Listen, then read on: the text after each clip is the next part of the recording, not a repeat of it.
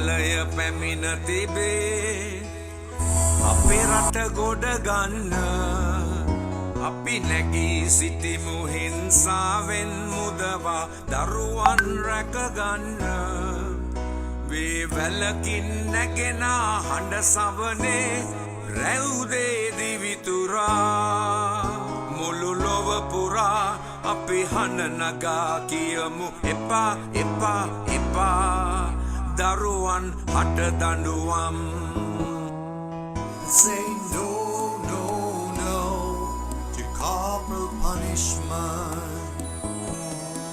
சொல்லுங்கள் வேண்டாம் வேண்டாம் வேண்டாம் கொடிய தண்டனை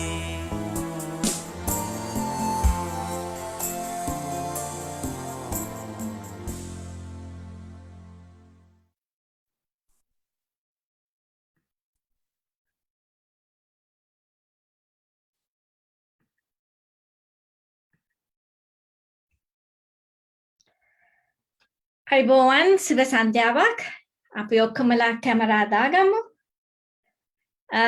අද සුවිශේෂී දවසක් අපි මේ පටන් ගන්නේ සංවාද මාලාවක ප්‍රථම සංවාදය. අපේ මේ රටේ අපේ සමාජයේ ආත්මය පිරිහීගෙන යන වකවානුවක අපි හිතුවා හරවත් සංවාදයක් ඇති කළ යුතුයි කියලා. ඒකට අපි අද ආරාධනා කළා මම ආසම කරන හාමුදුරු නමක්ව මුලින්ම එතුමා මේ උන්වහන්සේ හාමුදුරු නමක් හින්දා නෙමෙයි විද්වත් හාමුදුරු නමක් නිසා උන්වහන්සේ තමයි ගල්කන්දේ ධම්මානන්ද හාමුදුරුවෝ ආයතන ප්‍රධානී වල්පොල රාහුල ආයතන ඒ වගේම අංශ ප්‍රධානී ඉතිහාසය අංශ කැලණිය විශ්වවිද්‍යාලය මම උන්වහන්සේව හම්බුනේ අවුරුදු 3කට විතර ඉස්සෙල්ලා මම ළමා ආරක්ෂණ කටයුතු වලට සම්බන්ධ වෙන්න කියලා ආරාධනා කරනකොට මගේ හිතෙත් ඒ දවස්වල ලොකු තුවාලයක් තිබ්බා. ඉතින් මමත් පෑරි හිටපු කෙනෙක් මගේ දුවටත් හිංසනයක් වෙච්ච නිසා එතකොට හාමුදුරන් තේරෙන්නේ නැති මම තාමත් මේකෙන් මිදිලා නැතිව වාගේ කියලා වැඩිය කැමැත්තක් දැක්කුවේ නැහැ අපිත් එක්ක එකතු වෙන්න. නමුත් මම දිගින් දිගටම වැඩ කළා. ඒ වගේ මේ වැඩ කරනකොට මගේ තුවාලත් චුට්ටක් දැන් හොඳ වීගෙන යනවා. ඒ නිසා මම හරීම ආදරෙන් හාමුදුරන්ව අද වැඩසටහනට එකතු කරගන්නවා. ආදරය කියන එක මම හිතන්නේ අපේ ආගමේ කියනවාද දන්නේ නැහැ. නමුත් පෘථග්ජන අපි බොවන්සේව බොහොම ආදරෙන් ගෞරවෙන් පිළිගන්නවා අද වැඩසටහනට. So today we have an eminent scholar and a well-respected member of the clergy. Normally we don't get religious persons involved so much in our advocacy work, but we are very proud and very happy and with great affection that we welcome Galkande Dhammananda Thero, who is the head of the Walpola Rahula Institute, as well as the head of the history division of the Kelaniya University. So he's a scholastic Thero. Welcome aboard, Galkananda Hamdurane. ඉතින් මං කියවනේ මගේ දුවටත් ප්‍රශ්න ඇති වුණා මටත් තුවාල තියෙනවා අපිත් හොඳට ගුටි කාලා හොඳට ඉන්න රටේ ඔබ වහන්සේටත් ඒ වගේ දඬුවම් ලැබිච්ච කාලයක් තිබුණාද දඬුවම් ලැබුණාද පුංචි කාලේ ඒ වගේ අමතක නොවන සිද්ධියක් තියෙනවද ඔබ වහන්සේට ඒකින් ඔබ වහන්සේ කොහොමද ජීවිතේ වෙනස් කරගත්තේ එහෙම නැත්නම් ඔබ වහන්සේගේ ජීවිතයට ඒක බලපෑවේ කියලා හැම දිනකටම සුබ දවසක් බොහොම සන්තෝෂයි මේකට සාකච්ඡාවට එකතු වෙන්න බොහෝ ජීවිතය අපි ළමා කාලේ ආපු ගමනේ එවැනි අත්දැකීම් තියෙනවා ගෙදර නම් නෙවෙයි ගෙදර එහෙමට නෙවෙයි නමුත් පාසලේ සහ පැවිදි වුණාට පස්සේ එයින් මං කැමති බෙදා ගන්න එක සිදුවීමක් ඒක මට දැන් හිතෙනවා ඒ මගේ ගමනක් මගේ තිබුණු මොකක්ද කියන්නේ ලොකු හැකියාවක් අවසන් වුණු මොහොතක් ඒක. ඒ නිසායි මට ඒක තදට මතක හිටින්නේ. ඒ තමයි පුංචි කාලේ මම චිත්‍ර අඳිනවා. මට අඳින්න පුළුවන්. ඡායාරූප දිහා බලාන අඳිනවා, චිත්‍ර බලාගෙන අඳිනවා. ඉතින් මං පැවිදි වෙන්න ගාල්ලේ පරගොඩ විහාරයට ඇවිල්ලා ඉන්න කාලේ 83 අවුරුද්දේ වගේ මම ඒ කාලේ නිතර අඳින පින්තූරයක් තමයි කැලුම් දේදුණු. ඒ කාලේ තිබුණා සරත් මදු කියන චිත්‍ර ශිල්පියා සිත්තර පත්තරේ එහෙම ඇඳපු චිත්‍රය. එතකොට ඒ චිත්‍රවලටම හරි ආසයි කොණ්ඩේ මුදු මුදු තියෙන කැලුම් සහ දේදුණුගේ චිත්‍රය. ඉතින් 83 අප්‍රේල් අවුරුදු වෙනුවෙන් ආපු කැලෙන්ඩරේ ඒ දෙන්නගේ ලස්සන චිත්‍රයක් තිබුණා. මම මේක ඇඳා. ලස්සනට ඇඳලා මම ගිහිල්ලා ඒ පන්සලේ ලොකු හාමුදුරන්ට ගිහිල්ලා මේක පෙන්නුවා. ඉතින් මම දන්නේ ඒකේ තියෙන වැරද්ද මොකද්ද කියලා තරුණ ජෝඩුවකගේ චිත්‍රයක් ඇඳපුවක වෙන්නේ නැති වරදක් හැටියට දැක්කේ චිත්‍රය අල්ලලා අහකට දාලා මේ කිව්වේ විකාර වැඩ කරන්නේ නැතුව ඉගෙනීම ගැන හිතන්න කියලා. ඉතින් මේ ඒක අනිත් අයගේ කියන්නේ දැන් අනිත් තව ඒ වයස සම වයසේ අය ඉන්නවනේ පොඩි හාමුදුරුවෝ සහ ළමයි. ඉතින් ඒ ඔක්කොම ඉස්සරහා මට ලොකු ලැජ්ජාවක් ඇති වුණා. එයින් පස්සේ මම කවදාවත් චිත්‍ර ඇඳේ නැහැ. ඉතින් ඒක තමයි මේ මට මතක තියෙන සිදුවීම මේ ළමාවියේ මගේ එක සියුම් හැකියාවක් සම්පූර්ණයෙන්ම නතර වුණු සිද්ධිය කියලා මට එක කියන්න පුළුවන්.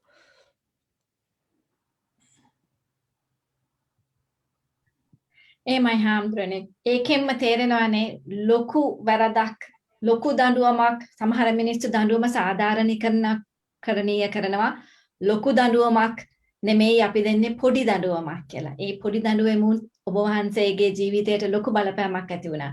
ඒ නිසා වැඩසටහන මෙතන ඉඳන් ගෙනියන්න මම ආරාධනා කරනවා මගේ සුහද මිත්‍ර, කල්යාණ මිත්‍ර අවුරුදු ගාණක් අපි අඳුරනවා. ඒ වගේම අපේ පදනමේ බාරකාර සභික සම්මානනිත මහාචාර්ය හේමන්ත සේනානායකට හේමන්ත ගන්න මේ මෙතන ඉඳන් වැඩසටහන කරන්න මම විටින් විට එකතු වෙන්න.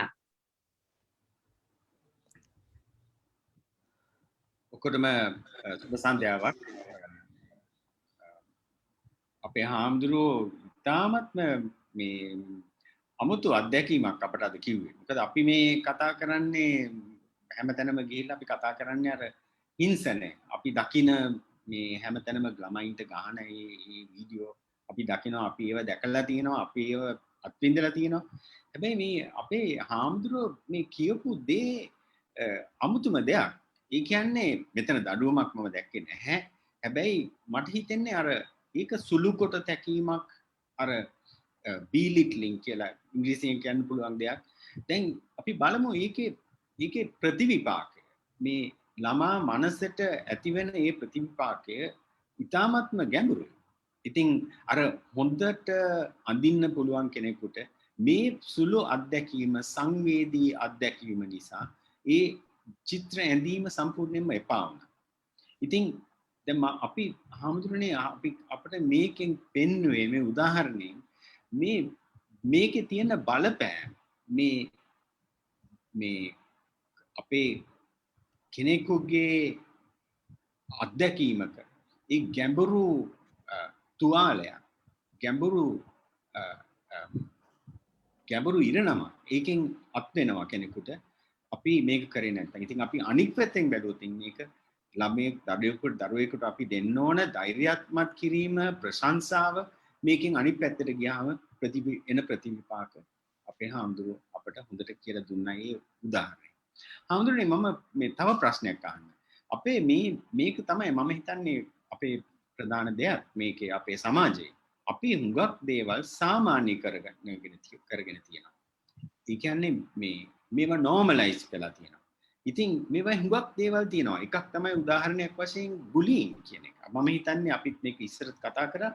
මම දන්න තරමට එහෙම වචනයක් ඇති. මම දන්න තරමට බුලින් කියන එකට හරියට වචනයක් මට හොයාගන්න බැරි වුණා. දැන් මේවා අර අපි කතා කරගෙන හිතනකොට මේවා හුඟක් දුරට සාමාන්‍යකරණ වෙලා තියෙනවා. හම්දුරනේ අපිට පොඩ්ඩක් ඔබතුමාගේ මේ අත්දැකීම් එහෙම නැත්නම් ඔබතුමා දැකලා තියෙන වෙන සමාජයේ වෙන දේවල් කරුණාකරලා අපට පැහැදිලි කරන්න පුළුවන්ද ඔය අතින්. ඒ කියන්නේ ගහන ළමයින්ට ගහන එක නෙමෙයි. ඊට මෙහා පැත්තේ වෙන හුඟක් දෙන්න දේවල්.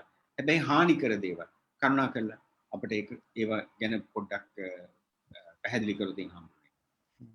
ඔව් ප්‍රොෆෙසර් මේ දැන් මට අර ඉස්සෙල්ලා දැකීමෙන් තව චුට්ටක් ඉස්සරහට සම්බන්ධ වෙන්න පුළුවන් දේ මගේ චිත්‍රය වෙනස් කරපු එකත් එක්ක එන අත්දැකීම් පොඩ්ඩක් තව කතා කරන්න. ඒක තමයි වැදගත් උදාහරණයක්. ඔව් ප්‍රොෆෙසර් දැන් මට ඒ අත්දැකීම තියෙන නිසා මම දැන් ඒ වගේ වයසක කෙනෙක් එක්ක වැඩ කරනවා නම් මම දන්නවා ඒක කියන්නේ මගේ අත්දැකීමෙන් මම ඉගෙනගෙන තියෙනවා දරුවෙක්ව එහෙම පල්ලෙහාට දාන එකෙන් එයාගේ පෞරුෂය බිඳෙනවා. ඊළඟට ඒ අවට අය hina වුණාට පස්සේ ලැජ්ජාවටපත් වෙනවා. එතකොට ඒවත් එක්ක අර ගුරුවරයා පැවිදි ආචාර්යවරයෙක් හැටියට හිතුවනම් මේ තරුණ ජෝඩුවක ඇම් දෙක හරි නැහැ කියලා එක කියා දෙන ක්‍රමය එයාට ඒක මොකක්ද කියන එක. එතකොට දැන් එයාත් එක්ක මගේ පළවෙනි දේ තමයි මගේ චිත්‍රය අගය කරන්න තිබුණා. සහ ඒක ඊටාම හොඳයි. ඊළඟට මට අඳුන්වලා දෙන්න තිබුණා වෙන තේමාවල්. එහෙම නැත්නම් මම ධෛර්යයෙන් ඒක අඳිනවා. ඉතින් ඒක එකක්. දෙවෙනි එක තමයි සමහර විට ඒ ගුරු හාමුදුරුවෝ සම්බන්ධයෙන් උත් මගේ තියෙන අදහස වෙන්නේ එයාට මේ වගේ අපි මේ කරනවා වගේ සාකච්ඡාවකට කවදාවත් විවෘත වෙලා නැතුව ඇති. එතකොට දැන් ඔන්න ඔය කියන කාරණේ මේ සාකච්ඡාව අපි මේ විදිහට කතා කරන එකේ තියෙන අදාළකම එවැනි මේ සාකච්ඡාවකට විවෘත වෙලා තියෙනවා නම් දැන් ඇත්තට මේ හරු නිකමටවත් හිතන්නේ නැතුව ඇති මගේ චිත්‍රය විසි කරාට පස්සේ මගේ ජීවිතේ ඒ හැකියාව එතනින් ඉවර වෙනවා කියලා. එතකොට දැන් අපි මේවා කතා කරන එකේ තියෙන වැදගත්කම තමයි එතකොට දැනුවත් වෙනවා. මෙහෙම වෙන්න පුළුවන් මගේ හැසිරීම කියලා දැනුවත් වුණාම මම හිතනවා ඒක සෑහෙන උදව් වෙයි කියලා වෙනස් වෙන්න. අර ඔබතුමා අහපු කාරණය එකක් තමයි මේ බුලින්. ඒකට වචනයක් ඇත්තට මම දන්න තරමින් නැහැ. එතකොට යමක් ගැන වචනයක් නැහැ කියලා කියන්නේ ඒක අපි හඳුනගන්න විදිහක් නැහැ කියන එක. ඒක අපි හඳුනගෙන නැහැ. ඒක වෙන්කොට හඳුනගත්තා නම් එකට වචනයක් එනවා. බුලින් කියන්නේ මොකක්ද කියලා එකට නිර්වචනයක් එනවා. ඊට පස්සේ එතනින් එහා යන දේ දැන් මෙතන තියෙන දේ තමයි එවැනි වචනයක් නැතිකම. ඒ නැතිකමම මම හිතනවා ප්‍රශ්නයක්. ඇයි එහෙම එකක් නැත්තේ අපේ සමාජයේ? ඒක අඳුනගන්නේ නැත්තේ ඇයි කියන එක. ඉතින් මම දකින්න දේ තමයි ගෙවල් වල විශේෂයෙන් පුංචි දරුවෝ වැඩෙන වයසේ අයගේ ඒගොල්ලොත් එක්ක වැඩ කරනකොට ඒ අය විහිළුවට ලක් කිරීම ඊළඟට එයාව අර මේ බයිට් කරනවයි කියලා කියන්නේ නේද? අර එයාව එහෙම නේද? අර එයාව ළමයාව ගන්නවා යම් යම් විදියකට හිනාවට ලක් කරන්න සහ අපහසුවට ලක් වෙන ඒවා අපි කවුරුත් මං හිතනවා ඒවා ප්‍රශ්න කියලා සලකන්නේ නැහැ. ඒක එතකොට අනිත් ඔක්කොම කට්ටිය hina වෙනවා. ළමයා සමහරට අන්තිමට ආඬනවා. මම හිතනවා මේ අපි අතර අනාගතයේ එන හැදෙන ලොකු මිනිස්සයා හැදෙමින් තියෙනවා. එතකොට මේ සෙල්ලම් කරන්නේ ඒ අනාගතයේ තව අවුරුදු 20කින් විතර ගොඩනගෙන මිනිස්සයා එක්කයි සෙල්ලම් කරන්නේ. මිනිස්සයාගේ වැඩිම එක්කයි සෙල්ලම් කරන්නේ. මම හිතනවා අර එහෙම දැනුවත් වෙනවා නම් මේක ඊට වඩා වෙනස් වෙන්න ඉඩ තියෙනවා. ඉතින් අර වගේ තව විදි ගන්න එකක් තමයි ඔය කියන විදිහට දරුවෝ එක සෙල්ලම් කරන දරුවව බයිට් එකට ගන්න එක. ඊට පස්සේ පාසල් මට්ටමේදී අර ඔය බුලින් කියන එක එක්කෙනාගේ හිංසාවට ලක්වීම. එතකොට ඒක තව කෙනෙකුට ගිහින් කීම ලැජ්ජාවට කාරණයක් හැටියට ආයි පොදුවේ විශ්වාසයක් පැවතීම මේ විදිහට මම හිතනවා හිංසාව ක්‍රියාත්මක වන තව ගොඩක් විදි තියෙනවා දඬුවම් කිරීම කියන එක. ඒ කියන්නේ වෙවැල් පහර දෙනවා වගේ දඬුවම් කිරීම කියන එකට එතෙන් අයිති නොවන තව ගොඩක් දේ.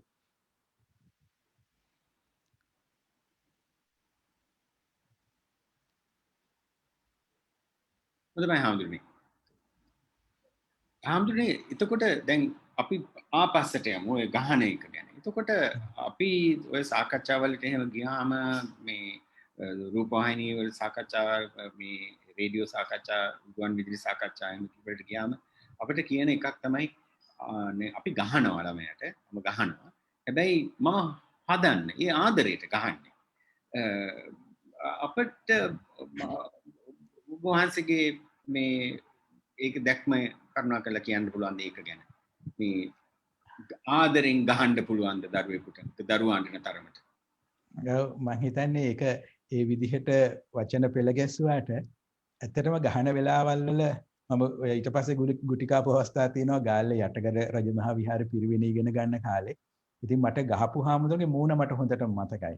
ඒ මූණේ තිබුණේ ආදරයක්. ඒ මූණේ තිබුණේ නැහැ කරුණාවක්. එයා හොඳටම කේන්ති ගිහිල්ලා හිටියේ ඇස්වල කේන්තිය හොඳටම පුපුරු ගහන තත්ත්වක ඉඳන් තමයි මගේ කම්මුලට ගැහුවේ. ඉතින් මේ ඒ කියන්නේ මොන මට්ටමේ වුණත් ගහනකොට ඇත්තටම තියෙන්නේ ආදරේ නෙවෙයි. ඒ වෙලාවට Tamanට පාලනය කරගන්න බැරි තරහ. මේකෙදි මට තව එකක් එකතු කරන්න කැමතියි. මේ මම මේ යම් ආයතක වැඩ කරනකොට කියපු දෙයක්. ඒ කියන්නේ දැන් මේ ගහන කෙනා දිහත් අපි කරුණාවෙන් එයාගේ ප්‍රශ්නෙත් අවධානයෙන් බලන්න මේක උදව් වෙයි. එයා කියපු දේ තමයි ගෙදර ළමයි හිටියා කියලා 10ක් විතර. එතකොට අම්මට මේ 10ම එක්ක වැඩ කරන්න ඕන, උයන්න ඕන, උයන අතර එක්කෙනෙක් අඬනවා, තව එක්කෙනෙක් මල පහ කරගෙන ඒව අල්ලලා. එතකොට මෙන්න මේ යුද්ධය ඇතුලේ තමයි යා කිව්වේ වැඩියෙන්ම කට්ටියම ගුටි ගන්න කියලා. එතකොට අම්මගේ තියෙන විශාල පීඩනය පිට දැමීම තමයි එතන වෙන්නේ. එතකොට දැන් ඔය විදිහට ගත්තොත් ඒ කියන්නේ යමක් අනිකුත් කාරණාවලිනුත් ඇතිවන පීඩනය තියෙනවා. තමන්ගේ ජීවිතය සම්බන්ධ වෙන සමහර නොසතුටු තත්ත්වයන් තියෙන්න පුළුවන්. ඒ අතර දරුවාට යමක් පැහැදිලි කරලා දෙන්න අමාරුයි. එතකොට එයාට එන පීඩනය තමයි පිට වෙන්නේ. එහෙම නැතුව ඒක ආදරේ නෙවෙයි. ඒකේ පැහැදිලිවම එතන තියෙන්නේ ඒ වෙලාවේ ඒ කියන්නේ ඒකෙන් කියවෙන්නේ නැහැ දරුවට වෛර කරනවා වගේ අදහසක්. නමුත් ඒ වෙලාවේ පිට වෙන්නේ නම් ආදරේ නෙවෙයි. පහර දීම තුල තියෙන්නේ කේන්ති ගත්ත ගයි. කේන්තිනුයි ගහන්නේ. හඳුනන්නේ හොඳයි. දැන් අපි එතකොට තවත් දුරට අපි ඒකේ ආපස්සට පොඩ්ඩක් බැලුවොත් හඳුනන්නේ. ඔබ වහන්සේ හිතන්නේ මොකද්ද මේකට මූලික දේ root cause එක. එතන අපි එතනට ගිහිල්ලා බැලුවොත් ප්‍රයෝජනවත් වෙයි කියලා මම හිතනවා. ඔබ වහන්සේගේ අදහස් දෙන්නේ ඒකේ අර root cause එක මුල් මේකේ මුල හඳුනන්නේ. ඔව් එකක් මම හිතනවා මේ අපි දැන් සතුන් වගේ ඉඳල්පු තැන ඉඳලා ආපු ලොකු කතාවක් තියෙනවනේ නේද සත් මිනිස්සු. එතකොට අපි සතුන් අතර ගත්තත් අය අනේකා යටපත් කරන්නේ ශක්තිය යොදලා. කියන්නේ හපා කාලා හරි මොනවා හරි ඒ ක්‍රමයට. එතකොට මිනිස්සුන්වත් අනේකා යටපත් කරන්නේ බලය යොදලා. මේක තමයි තියෙන තත්වය. එතකොට මිනිස්සු ශිෂ්ට සම්පන්න වෙනකොටයි සංකීර්ණ වූ විදි වගේ දේවල් දියුණු කරගන්න සමත් වෙන්නේ. එතකොට අපි නිකන් ගමු ආගමික අදහසක් ගමු මෛත්‍රිය, ප්‍රේමය. මෙන්න මේ වගේ ඊටාම සංකීර්ණ සංකල්ප මානවයා ගොඩනගා ගන්නේ ඒ ආපු ගමනේ. ඉතින් අර මූලික වශයෙන් මිනිස්සු ප්‍රශ්න විසඳ ගන්න විදිහ තමයි අර විදිහට මේ අර තමන්ගේ අර සෑහෙන දුරක ඉඳලා එන ක්‍රමය තියෙනවා. ඒක තමයි බලය යොදලා. ඒක නැත්නම් ගැහුවා යටපත් කළා ඒක ලේසි ඉක්මනින් උත්තර හොයන්න පුළුවන් කියලා හිතන නිසා. ඉතින් මම දකින්නේ මට දඬුවම් කරපු හාමුදුරුවෝ ගැන මම හිතන්නේ එයත් පොඩි කාලේ මම හිතනවා දඬුවම් ලබන්නේ නැති කියලා. එතකොට එයත් දඬුවම් ලැබපු දඬුවම් විඳපු කෙනෙක්. එතකොට ඒ හරහා එයත් ඉගෙන ගත්ත දෙයක් තියෙනවා. මම හිතනවා මේ මං අකමැති දෙයක් වෙනස් කරන්න හිංසාව භාවිතා කළාට කමක් නැහැ කියන එක. එතකොට මේක චක්‍රයක් හැටියට ක්‍රියාත්මක වෙනවා කියන එක. ඒ නිසා මේ වෙලාවේ දරුවන් දඬුවම් ලැබනවා කියලා කියන්නේ නිසකවම ඊළඟ දරු පරම්පරාව ගුටි කනවා කියන එක. ඒ කියන්නේ ඒක නිසකව කියන්න පුළුවන්. මේ වෙලාවේ ඒගොල්ලෝ අත්දැකීම ලබනවා. මම නිකන් මේ උදාහරණයක් මේක අර අපි ඔය විශ්වවිද්‍යාල ශිෂ්‍යයන් හැටියට එහෙම මැදිහත් වෙන සටන් වල මේ වෙලාවේ යන එකක් ගැන නෙවෙයි මම මේ කියන්නේ. මගේ ශිෂ්‍ය ජීවිතයේදීත් ඊට පස්සෙත් දකපු දේවල්. එක වෙලාවක් මට මතකයි රාජගිරිය ආයුර්වේද මධ්‍යස්ථානයේ සම්බන්ධයෙන් තිබුණ ප්‍රශ්නයක්. ඒකට කැලණි විශ්වවිද්‍යාලේ මම ඉගෙන ගන්න කාලේ ලොකු සටනක් තිබුණා. ඒක එක අවස්ථාවක් තිබුණා පෙළපාලියක් එන්න කැලණි විශ්වවිද්‍යාලයේ ඉඳලා රාජගිරියට මමත් ඒකේ ආවා සිසුන් අතර. එතනින් මට බත්තර මුලටත් එන්න ලේසි. ඉතින් ඒ එනකොට ඒ පාරේ එන අනෙක් වාහන වලට අවහිර කරන එක ඇකි තරම් බාධා කරන විදිහට තමයි ඒක කරගෙන ආවේ. එතකොට ඒක හිතලම නායකත්වයේ ගත්ත අය කිව්වා. ඒක වෙලාවක් මට මතකයි බොරැල්ල පහු කරලා කොටා රෝඩ් එක පැත්තට එනකොට අතුරු පාරකින් පාරට එන්න ලොකු වාහන පේලියක් තිබුණා. මං එන තැනේදී මම නතර වෙලා වාහන වලට යන්න දුන්නා. එතකොට සටන මෙහෙවපු ශිෂ්‍ය නායකයා ඇවිල්ලා මට බොහොම එයාගේ බලවත් විරෝධය පළ කළා. ඇයි ඉඩ දුන්නේ වාහන වලට යන්න කියන එක. ඉතින් මම මේක අද දකිනවා අදටත් සටනක් වෙනකොට කැලණි එතන ඇවිල්ලා පාරට එන ළමයි මුලින්ම කරන්නේ නුවර පාර අවහිර වෙන විදිහට පාර එතන හිට ගන්නවා. ඊට පස්සේ තමයි අනිත් අය එන්නේ. ඉතින් ඒ පාරේ යන මිනිස්සු ගත්තොත් බස්වල ඔය අම්පාර මැදවච්චිය ඔය පැතිවලට යන දුවි මිනිස්සු ඉස්පිරිතාල වලට ඇවිල්ලා කොහොම යන මිනිස්සු. ඉතින් ඒ අයගෙන් පීඩාවටපත් වෙන්නේ තවත් ඒ වගේම පීඩිත මිනිස්සු. නමුත් මම දකින විදිහ තමයි මේ දරුවන්ට තමන් අකමැති දෙයට වෙනස් කරන්න යනකොට හිංසාව භාවිතා කිරීම ඉගෙනුවේ වැඩිහිටියන් වන අපි. එතකොට පුංචි වයසේදී එයා මොනවා හරි අපි අකමැති දෙයක් කරනකොට අපි යාට දඬුවම් කළොත් එයා ඉගෙන ගන්න දේ තමයි අපි හිතනවා අපි කියා දුන්න එක තමයි ළමයා ඉගෙන ගත්තේ කියලා. නමුත් ළමයා ඉගෙන ගන්න තව ගොඩක් දේ තියෙනවා. ඒ එකක් තමයි අම්මා අකමැති දේ මම කළාම අම්මා මට දඬුවම් කළා. ඒ කියන්නේ අකමැති දෙයක් වෙනස් කරන්න හිංසාව භාවිතා කළාට කමක් නැහැ කියන දැනුම. එතකොට එයා එතන ඉඳලා ඉදිරි ජීවිතයේ මම හිතනවා ඊට පස්සේ රැකියාව ගත්තට පස්සේ වෙන්න පුළුවන් වෙන ඕන තැනක ගියාට පස්සේ එයා අර ඉගෙනුම පාවිච්චි කරනවා මට කියන්නේ අම්මා අකමැති දේ තාත්තා අකමැති දේ සර් අකමැති දේ මම කළාම යා මට කළේ ගහන එක මට දඬුවම් කරන එක. ඒ කියන්නේ අකමැති දෙයකට විරුද්ධ වෙන විදිහ තමයි හිංසාවට ලක් කිරීම. ඒක කළාට කමක් නැහැ කියන දැනුම. ඉතින් මම දකින්නේ මේකේ ඔන්නෝම සයිකල් එකක් තියෙන්නේ. එතකොට අපව හිංසාවට ලක් කරන කවුරු හෝ වේනම් ඒ කෙනත් හිංසාවට ලක් වුණු කෙනෙක්. එතකොට ඒ නිසා මාර ඇතරම මේ තුෂ් කියපු කාරණය මේ සුවපත් වීම කියන එක. කියන්නේ ඔය වැඩි දෙනෙක් අපි ඔක්කොම මම හිතනවා ඒ වගේ තුවාල සහිතයි. ඉතින් ඒ තුවාල සුව වීම කියන එකත් එක්කයි මේ සයිකල් එක අවසන් කරගන්න පුළුවන් වෙනවා ඇත්තේ. ඉතින් මා දකින්නේ ඔන්න ඕක තමයි. ඒ කියන්නේ හැමෝම තමන්ගේ තුවාල ප්‍රමාණයක් තියෙනවා ළමාවියේ ඒ ලැබපු තුවාල. ඊට පස්සේ ඒක දිගට යනවා. අම්දුනේ ඒක ඉතාමත්ම හරවත් අර්ථකථනයක්. ඒක මේ මම ඇත්තට හිතුවා අපි මමත්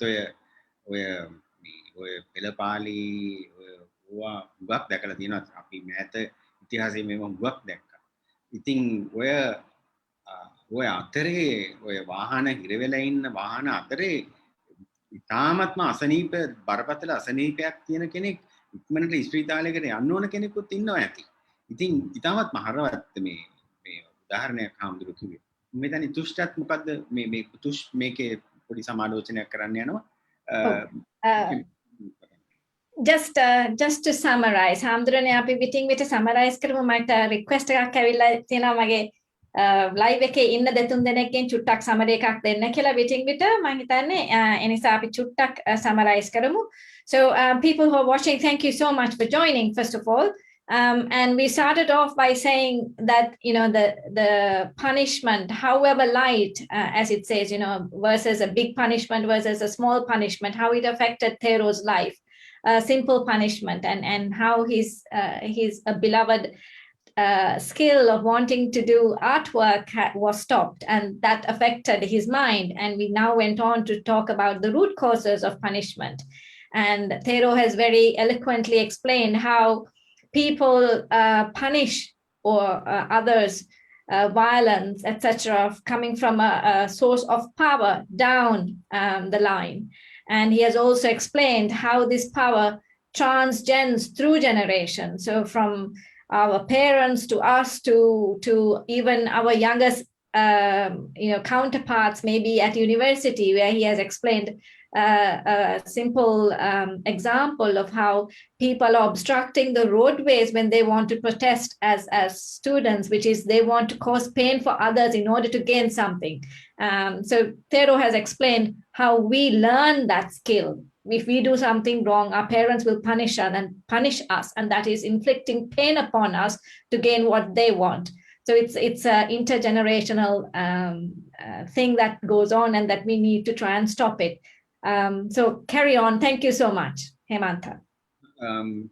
හාමුදුරනේ මම එතකොට අපි මේක ගැන කතා කරා අර තරහ එළියට ගන්න එන හැටි එහෙම බට ඉතාමත්ම කෙටියෙන් මම කියන්න කැමතියි ඔය සමහර විට ඔය විරෝධතාවල එහෙම අපි දකින ඒ ළමයි ඒ ජීවරධාරියෝ උනත් ඒගොල්ලන්ගේ මුහුණේ අපි දකින තරහ මට හිතෙන්නේ ඒක උගා කල්ලින්නම් තිබිච්ච තුවාල තමයි එළියට එන්නේ අපි ඒක අතින් බලනකොට හාමුදුරනේ මට අහන්න කැමති ඔබ වහන්සේගෙන් මේ ඉතින් දැන් ගහන එක එහෙම ගැන දීර්ඝකාලීන මේ විපාක long term consequences ගත්තොත් ඒක ගැන හුඟක් රිසර්ච් එහෙම තියෙනවා. හැබැයි අපි ඒක ගැන අද කතා කරන්න යන්නේ නැහැ එච්චර. හැබැයි ඔබ වහන්සේගේ මතය සිතුවිලි මොනවද? මේ තියෙන මේ වෙන දේවල් වල මේ දීර්ඝකාලීන විපාක ඔය අම්මා දරුවට ගහන එක ඉස්කෝලේ බුලියින් වලින් ඔය දීර්ඝකාලීනව අපේ රටට ඕකේ බලපෑමක් වෙන්න පුළුවන්ද? අපි මේ කතා කරන්නේ මේ අර ඉන්ඩිවිජුවල් ගැන නෙමෙයි ඒ පුද්ගලයා ගැන නෙමෙයි අපි රටට මේකෙන් විපාකයක් තියෙන්න පුළුවන්ද හාමුදුරනේ? මම හිතන්නේ කියන්නේ අර අපි කියවනේ මේ වෙලාවේ දරුවන්ට අපි හිතමු ශාරීරික දඬුවම් පැමිණෙනවා කියලා කියන්නේ තව අවුරුදු 20කින් රට තමයි මේ නිර්මාණය වෙන්නේ කියලා. ඒ කියන්නේ කොයි වගේ අයද තව අවුරුදු 20කින් පාර්ලිමේන්තුවේ ඉන්නේ, පාරේ අපිට හම්බ වෙන්නේ, නිලධාරීන් ඇටියට හම්බ වෙන්නේ කොයි වගේ අයද කියන එක දැම්මම අපිට කියන්න පුළුවන්. ඒක කියන්න පුළුවන් මේ වෙලාවේ දරුවන් සකස් වෙන විදිය ඊළඟට ඒගොල්ලෝ කොච්චර මේ හිංසාවට එක විදි වලින් ලක් වෙනවාද කියන එකත් එක්ක කොච්චර හිංසාවෙන් තොර සමාජයක් තව අවුරුදු 20කින් එනවාද කියලා අපිට ඕනනම් කියන්න පුළුවන්. ඒ තරමට ඒක පැහැදිලි. ඉතින් එහෙම ගත්තහම දැන් මේ ඒ අවස්ථාවල ඒ තත්වයන් යටතේ ප්‍රශ්න විසඳා ගැනීම සඳහා හිංසාව විවිධ විදි වලින් භාවිත කරාට පස්සේ ඒක අර අපි ඉස්සෙල්ලා කිව්වා වගේ මේ චක්‍රය දිගට යනවා. ඊට පස්සේ තීරණ ගන්න තැන්වල ඊළඟට බලය සහිත ස්ථානවල අපි හිතමු රාජ්‍ය පාලකීන් හැටියට පත් වෙන්න පුළුවන්. මේක ක්‍රමයක් හැටියට බාර ගන්න. එතකොට අර දැන් මම අර කිව්ව දේනේ මෛත්‍රිය, ප්‍රේමය වගේවා සංකීර්ණ සංකල්ප. එතකොට මේ සංකීර්ණ සංකල්ප අර නිකන් 2 2 4යි වගේ උත්තර නැහැ. ඒක සංකීර්ණයි. ඒ වගේම ඒක තත්වයන් යටතේ ඒ දරුවන් ඒ ප්‍රශ්නේ හැටියට ඒක වෙනස් කර ගැනීමට හැකියාවන් තිබිය යුතුයි. එතකොට මේ හැකියාවන් වර්ධනය කර ගන්නවා කියන ඒවා අමාරු වැඩ. හැබැයි දඬුවම් කිරීම හරිම ලේසි. මෙතන අපි ඕනම කෙනෙකුට Tamanට වඩා බලයෙන් අඩු නම් ගහන්න පුළුවන්. බලය පාවිච්චි කරන්න පුළුවන්. Tamanට වඩා බලය Tamanට සමාන නම් සහ සමාට වැඩි නම් තමයි අපි බලය පාවිච්චි කරන්නේ නැත්තේ. එතකොට මේ අර වගේ දේවල් කියන්නේ සංකීර්ණ දේ. ඉතින් මේක දිගු කාලීන දේ තමයි නිසකවම හිංසාවෙන් අඩු ලෝකයක් අපට අනාගතයේ අවශ්‍ය නම් මා හිතනවා දරුවන් සම්බන්ධ කාරණාවලදී දරුවන් එක්ක වැඩ කරනකොට දරුවන් හැකිතරම් හිංසාවෙන් තොර ක්‍රමවලින් වැඩෙනවා කියලා කියන්නේ හිංසාවෙන් අඩු ලෝකයක් අනාගතයේ හැදෙනවා කියන එක වඩා සංවේදී අය රාජ්‍ය පාලකයන් ඊළඟට නිලධාරීන් බවට පත් වෙනවා කියන එක. ඉතින් ඒ හින්දායි මා හිතන්නේ ඔබතුමා අහපු ප්‍රශ්නෙට මම හරියට මේ ඒකට ඉලක්ක වුණාද කියලා මට ටිකක් සැකයි. නමුත් මට තේරෙන දේ තමයි මේක මේ සුළු සිද්ධියක් නෙවෙයි මේ අනාගතයයි අපි හදන්නේ. වගේම මේ දිගටම යන චක්‍රයක්. දිගටම යන චක්‍රය අපි ගාවදී අපි හදලා දෙනවා. අපි ඒක අර සහය දිවීමේදී වගේ අපි වස්තව මාරු කරනවා ඉදිරියට යන්න. ඒක දිගට යනවා. ඒක අපි මෙතනින් නැවතුවොත් ඒ කියන්නේත් ඒක දිගටම ඒක නතර වෙන ක්‍රියාවලිය ආරම්භ වුණා වෙන්නේ. හාමුදුරනේ ඒක මම හිතන්නේ ඉතාමත්ම හොඳට ඒක අපිට ඒක පැහැදිලි වුණා. හාමුදුර එකක් කිව්ව දෙයක් මට හිතට වැදුනා. ඒ තමයි අර මේ ගහන එක තමයි ලේසි දේ. එතකොට ගහන්නෙත් අර බලයෙන් අඩු කෙනාට පොඩි ළමයාට. එතකොට පොඩි ළමයාට ගහන අම්මා හරි තාත්තා හරි ළමයා 18 17 18 වෙනකොට අතපය හොඳට හැදිලා එනකොට එතකොට ගහන්න මැලි වෙනවා. ඉතින් මම හිතන්නේ ඒකත් මෙතනදී අපි සලකන්න ඕන දෙයක්. අනිත් එක හාමුදුරනේ Yeah, carry on. Sorry. you wanted to say something. Yes. I did. Sorry, this Zoom thing is not always the best. Name is Zoom තාක්ෂණයෙන් දෙතුන් දෙනෙක්ට කතා කරන්න හරි අමාරුයි. When you finish මට එකක් කියන්න තියෙනවා. Carry on. I think it's a good thing about Zoom. Only one person can speak at a time. ආම්දරනේ දැන් ඒ වුණාට ඉතින් අපි කියනවානේ බුද්ධ ධර්මයේ හොඳට ගහලා හැදුවේ කියලා. අර තිලමුට්ටු ජාතකයේ දිසාපාමෝ කැඳුරුතුමා හැම අර පොඩි කුමාරයාට හොඳට ගහලානේ හැදුවේ. නැත්තම් ඒ කුමාරයා හොරෙක් මේ අපරාධකාරයෙක් වෙනවනේ හාමුදුරනේ. ගහන එකේ වැරද්ද මොකද්ද? මෙහිමයි මේ කතා කියන්නේ ඒවත් අපිට සංකීර්ණව බැලුවොත් ඔය කියන පණිවිඩයමද ඒක එන්නේ කියලා දකින්න පුළුවන්. ඒ කතාවේ හැටියට ඒ දරුවට පහර දෙනවා ගුරුවරයා. ඒකෙදී තල සොරකම් කිරීම අවස්ථා තුනක්. ඊට පස්සේ ඒකට වන්දියක් ගෙවන්න හදනවා. නමුත් ඒ තල හිමි කාන්තාව ඒක නෙවෙයි බලාපොරොත්තු වෙන්නේ. ඒ තත්වයේදී දඬුවම් කරනවා. ඒ ජාතක කතාව බලන්න එතන විස්තර වෙනවා ගුරුවරයා දකිනවා දරුවගේ ශිෂ්‍යයාගේ මුහුණේ ඇති වුණු තරහ. ඒකේ කතාවේ තියෙනවා. ඊට පස්සේ තවදුරටත් දැන් එයා ඉගෙන කියාගෙන ගිහිල්ලා මේ කුමාරයා රජ වෙනවා. රජ වුණාට පස්සේ ගුරුවරයා යන්න බය වෙනවා. ඒ කියන්නේ එයා දන්නවා එයාගේ හිතේ තියෙන අතන සිද්ධිය දකිනවා. ඒකෙදි මේ දරුවගේ හිතේ ඇති වුණු මුහුණේ ඉරියව් එයා දකිනවා. එයාට ගොඩක් තරහ ගියා. එයාට ඒකෙන් හානියක් වුණා කියන එක දකිනවා. ඊට පස්සේ අන්තිමට ඒ රජු දකින්න මේ ගුරුවරයා යන්නේ ගුරුවරයාත් වයසට ගිහිල්ලා. එතකොට එතනදී රජු සූදානම් වෙනවා එදා ඒ ළමාවියේදී දුන්නු දඬුවමට. ඒක මතක් කරලා ඒකට දඬුවම හැටියට ගුරුවරයාගේ හිස ගසලා දානවා. ඒ කියන්නේ ඒ කතාවේ අපිට කියනවා මේ පුංචි කුමාරයා අච්චර වැඩිලා පාලකයා වෙලා රාජ්‍ය පාලනය කරන මට්ටමේදී එයාට මතක තියෙනවා අර සිද්ධිය. ඒකෙන් උණු හානි. දැන් මේ කතාවේ මේක තියෙනවා. අපේ මේක ගන්නෙ නැතුව අන්තිමට එතෙන්දී මේ පුද්ගලයාගේ ජීවිතේ බේරන්න රජුරුවන්ගේ ගාව ඉන්න අනිකුත් ඇමතිවරු ඒගොල්ලෝ කියනවා මේ සහ එතකොට මේ ඔබතුමා අද මේ පාලකයෙක් හැටියට කටයුතු කරන්නේ එදා ගහලා හදපු නිසාය කිව්වහම මේක එතනින් සමතයකට යනවා. දැන් අපිට වැදගත් දේ තමයි දැන් මේ කියන කතාව ඇතුලේ තව ගොඩක් කතා තියෙනවා. ඒ තමයි අර ගහනකොට දරුවට වෙච්ච හානිය ගුරුවරයා දකින්න. ඒක බොහොම පැහැදිලි. ඒක අපි මේ කතාවේ කියනවා අපිට. ඒ වගේම ගුරුවරයා දැනගෙන හිටි බව තේරෙනවා. දවසක මෙයාට බලය ආවොත් මේ කරපු වැඩේට මට දඬුවමක් ලැබෙයි කියලා. එතකොට වයසට යනකම් එයා රජු දකින්න යන්නේ නැතිව ඉන්නේ ඒ නිසා.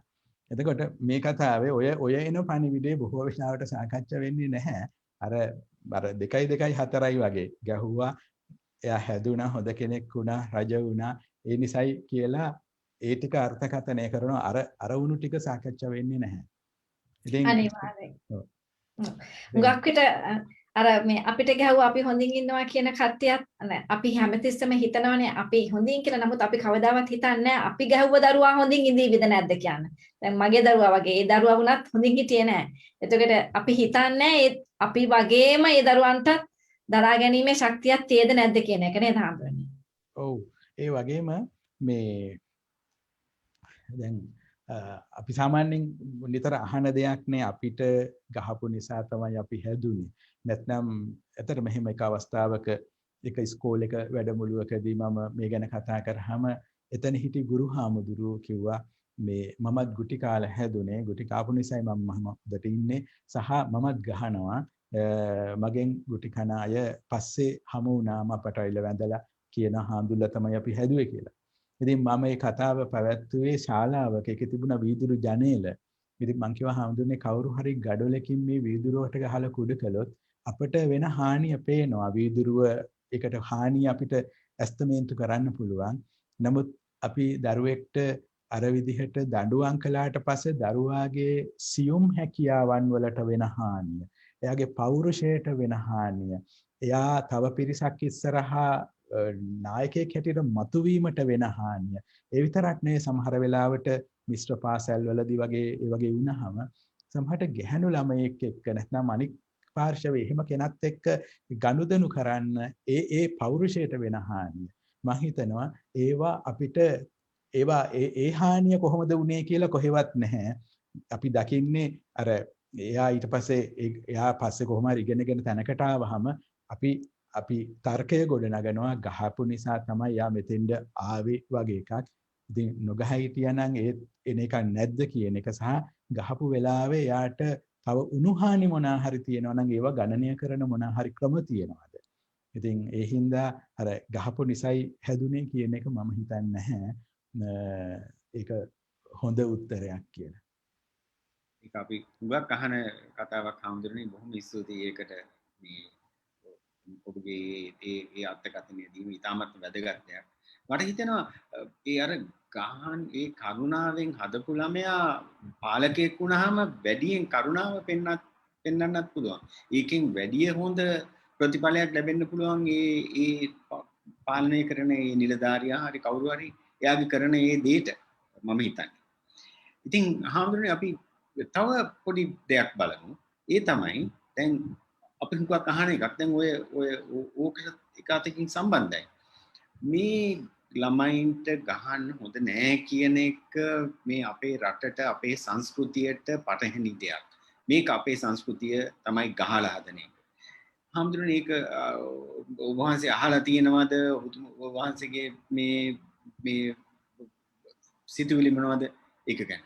ඔව් මම හිතනවා මේ ඕනම සමාජයක එකක් තමයි මේ දරුවන් අතර පරතරය තබා ගැනීම ගැන දැනුම නොතිබුණු කාලේ දරුවන් ගොඩක් බිහි වෙනකොට ඒ දියලු දරුවන් එක්ක වැඩ කිරීමේදී මම හිතනවා දෙමාපියෝ අමාරුවෙන් එක කරන්නේ. එතකොට කියන දේ අහන්නේ නැති වුණොතින් හෝ Tamanට පාලනය කරගන්න බැරි වුණොතින් හිංසාව පාවිච්චි කරලා පාලනය කර ගැනීම ඕනම සමාජයක තියෙන්න පුළුවන්. ඒක එතකොට අපේ සංස්කෘතියේ අංගයක් කියන එක නෙවෙයි ඕනම මනුස්ස සමාජයක ඒක තියෙන්න පුළුවන්.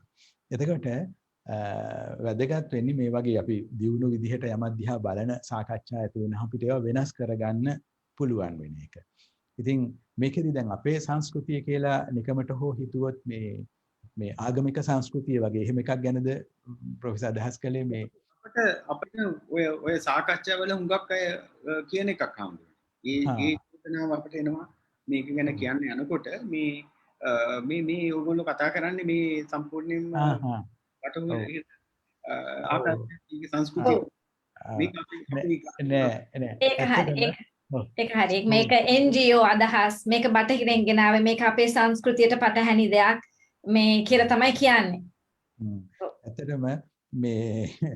ඇත්තටම බුදුදහමේ මම බෞද්ධ භික්ෂුවක් හැටියට එතන ඉඳලා කතා කරන්නේ බුදුදහමේ ඊටාම බරපතල විදිහට කියා හිටිනවා හිංසාවාදී වූ කුමන මදිහත් වීමක් වුණත් ඒක හිංසාවාදී චක්‍රයක ආරම්භයක් වෙනවා. ඒ නිසා බුදුහාමුදුරුව තමන්ගේ අර විමුක්ති වැඩපිළිවෙලේ ආරෂ්ඨාංග මාර්ගයේ අපට මඟ පෙන්වනවා එක තරහින් වෛරයෙන් අයින්වීම ප්‍රමුඛ දෙයක්. තරහින් අයින් වෙන එක කියලා. අව්‍යාපාද සංකප්ප කියන එක තමයි ඒකට පාවිච්චි වෙන වචනේ. ව්‍යාපාදයෙන් අයින්වීම, තරහින් අයින් වෙන්න, තරහ නැති කරගන්න. මොනම තත්වයකදීවත් තරහින් කටයුතු කරන්න එපා. එකෙන් අයින් වෙන්න කියලා. ඊළඟ වචනයෙන් කියනවා අවිහිංසා සංකප්ප, මැදිහත් වෙන්න අවිහිංසාවෙන්. එතකොට ව්‍යාපාදයෙන් අයින් වෙනවා. තරහින් ඉවත් විය යුතුයි. මට තරහ ගියොත් වහාම අඳුන ගන්න. ඔබට තරහ ගියා, මට තරහ ගියා කියලා. ඊට පස්සේ පියවර තමයි තරහින් ඉවත් වෙන්න ඕන කියන එක. ඊළඟට කියනවා අවිහිංසා සංකප්ප, අවිහිංසාවාදී සංකල්පයෙන් මැදිහත් වෙන්න කියන එක. මේක ඊටාම බරපතල මූලික સિદ્ધාන්තයක්. ඊළඟට මේක තව ඉස්සරහට යන අවස්ථා තියෙනවා. අර සුණාපරන්ත ජනපදයට යන්න සූදානම් වුණු පුන්න හාමුදුරන්ගේ කතාව. පුන්න කියලා හාමුදුරු කෙනෙක් ඒ සුණාපරන්ත ජනපදය කියලා කියන්නේ බොහොම රළු දැඩි නපුරු විදිහට හැසිරෙන මිනිස්සු ඉන්න ජනපදයක්. ඒකෙන් ඇවිල්ලා පැවිදි වෙලා දහම හදාරපු හාමුදුරු කෙනෙක් ආපහු ඒ ගමට යන්න හදනකොට බුදුහාමුදුරු අහනවා පුන්න ඒ ගමේ මිනිස්සු සැරයි නපුරුයි නේද කියලා. එතකොට පුන්නහාමුදුරුවෝ කියනවා ස්වාමීනි ඒගොල්ලෝ එහෙම තරහ වුණාත් ඉතින් මට නපුරු විදියට බැන අඬ ගහන්න ගන්නෑ. එතකොට බුදුහාරවනවා බැන්නොත් ඔයාට ඒත් ස්වාමීනි මට ගැහුවේ නෑනේ. ඊට පස්සේ ගැහුවොත් අතපය කඩා දැම්මේනේ. ඔහොම ගිහිල්ලා අන්තිමට කියනවා ඔබේ ජීවිතයට හානියක් වුණොත් කියලා. එතකොට පුන්නහාමුදුරුවෝ කියනවා ස්වාමීනි මගේ ජීවිතයට හානියක් කළත් මං ඕන් දිහා අහිතවත්ව බලන්නේ නැහැ. මම ඒගොල්ලෝ ගැන තරහක් වෛරයක් ඇති කරගන්නේ නැහැ කියලා. එතකොට හරිනම් බුදුහාමර කියන්න ඕන පුන්න යන්න එපා කියලා. එහෙනම් ඔය මෝඩ වැඩ කරන්න එපා කියලා. බුදුහාමුදුරුවෝ සන්තෝෂයටපත් වෙලා කියන පුන්න ඔබ මගේ පණිවිඩය තේරුම් ගත්තා යන්න කියලා. ඊළඟ තව එක සූත්‍රයක් තියෙනවා කකචූපම සූත්‍රය කියලා. ඒ සූත්‍රයේදී බුදුන් වහන්සේ දේශනා කරනවා ඔබව අල්ලලා ඔබේ අතපය කියතකින් කෑලි කෑලි වලට කපද්දීවත් ඔබ තරහක් වෛරයක් ඇති කරගෙන එක වචනයක් ප්‍රකාශ කළොතින් ඔබ මගේ පණිවිඩය දරන්නේ නොවේ කියලා. එතකොට මේ පණිවිඩයේ කොතැනකවත් නැහැ හිංසාව සාධාරණීකරණය කිරීමක්, ඊළඟට අවිහිංසාවාදී මැදිහත් වීම, මෛත්‍රී සහගත මැදිහත් වීම. ඒක අදාළ වෙන්නේ බුදුන් වහන්සේ අර හේතුඵල වාදය කියන්නේ හැම ක්‍රියාවක්ම දිකට සිදුවන ක්‍රියාවලියක ආරම්භයක් වෙනවා. එතකොට බුදුන් වහන්සේ මඟ පෙන්වන්නේ අපි හැමෝම අපි කරන මැදිහත් වීම හැම එකක්ම මෛත්‍රී සහගත අවිහිංසා සහගත මැදිහත් වුණොත් ඒක මානසික වෙන්න පුළුවන්, වචනයෙන් වෙන්න පුළුවන්, කායික වෙන්න පුළුවන්. බුදුහාරු යෝජනා කරන්නේ මේ මැදිහත් වීම මෛත්‍රී සහගත අවිහිංසාවාදී මැදිහත් වීමක් කරන්න. මොකද එතන ඉඳලා පටන් ගන්න චක්‍රයේ පාර සුවපත් වෙන හානි කියන්නේ හිංසාවෙන් තොර ගමනක ආරම්භයක් වෙනවා. ඒ නිසා පොඩි දරුවන් දැන් මේ අපි කතා කරේ වැඩිහිටියන් අතර කාරණය, පොඩි දරුවන් සම්බන්ධයෙන් ඒක ඊටත් වඩා බරපතලව අදාළයි. ඒ හින්දා දරුවන් හිංසාවට ලක් කිරීම කවර මට්ටමකින් හෝ ඒ නොකළ යුතුය කියන එක මේ දහමේ අවුරුදු 2500ක් තිස්සේ කියාගෙන එන පණිවිඩය.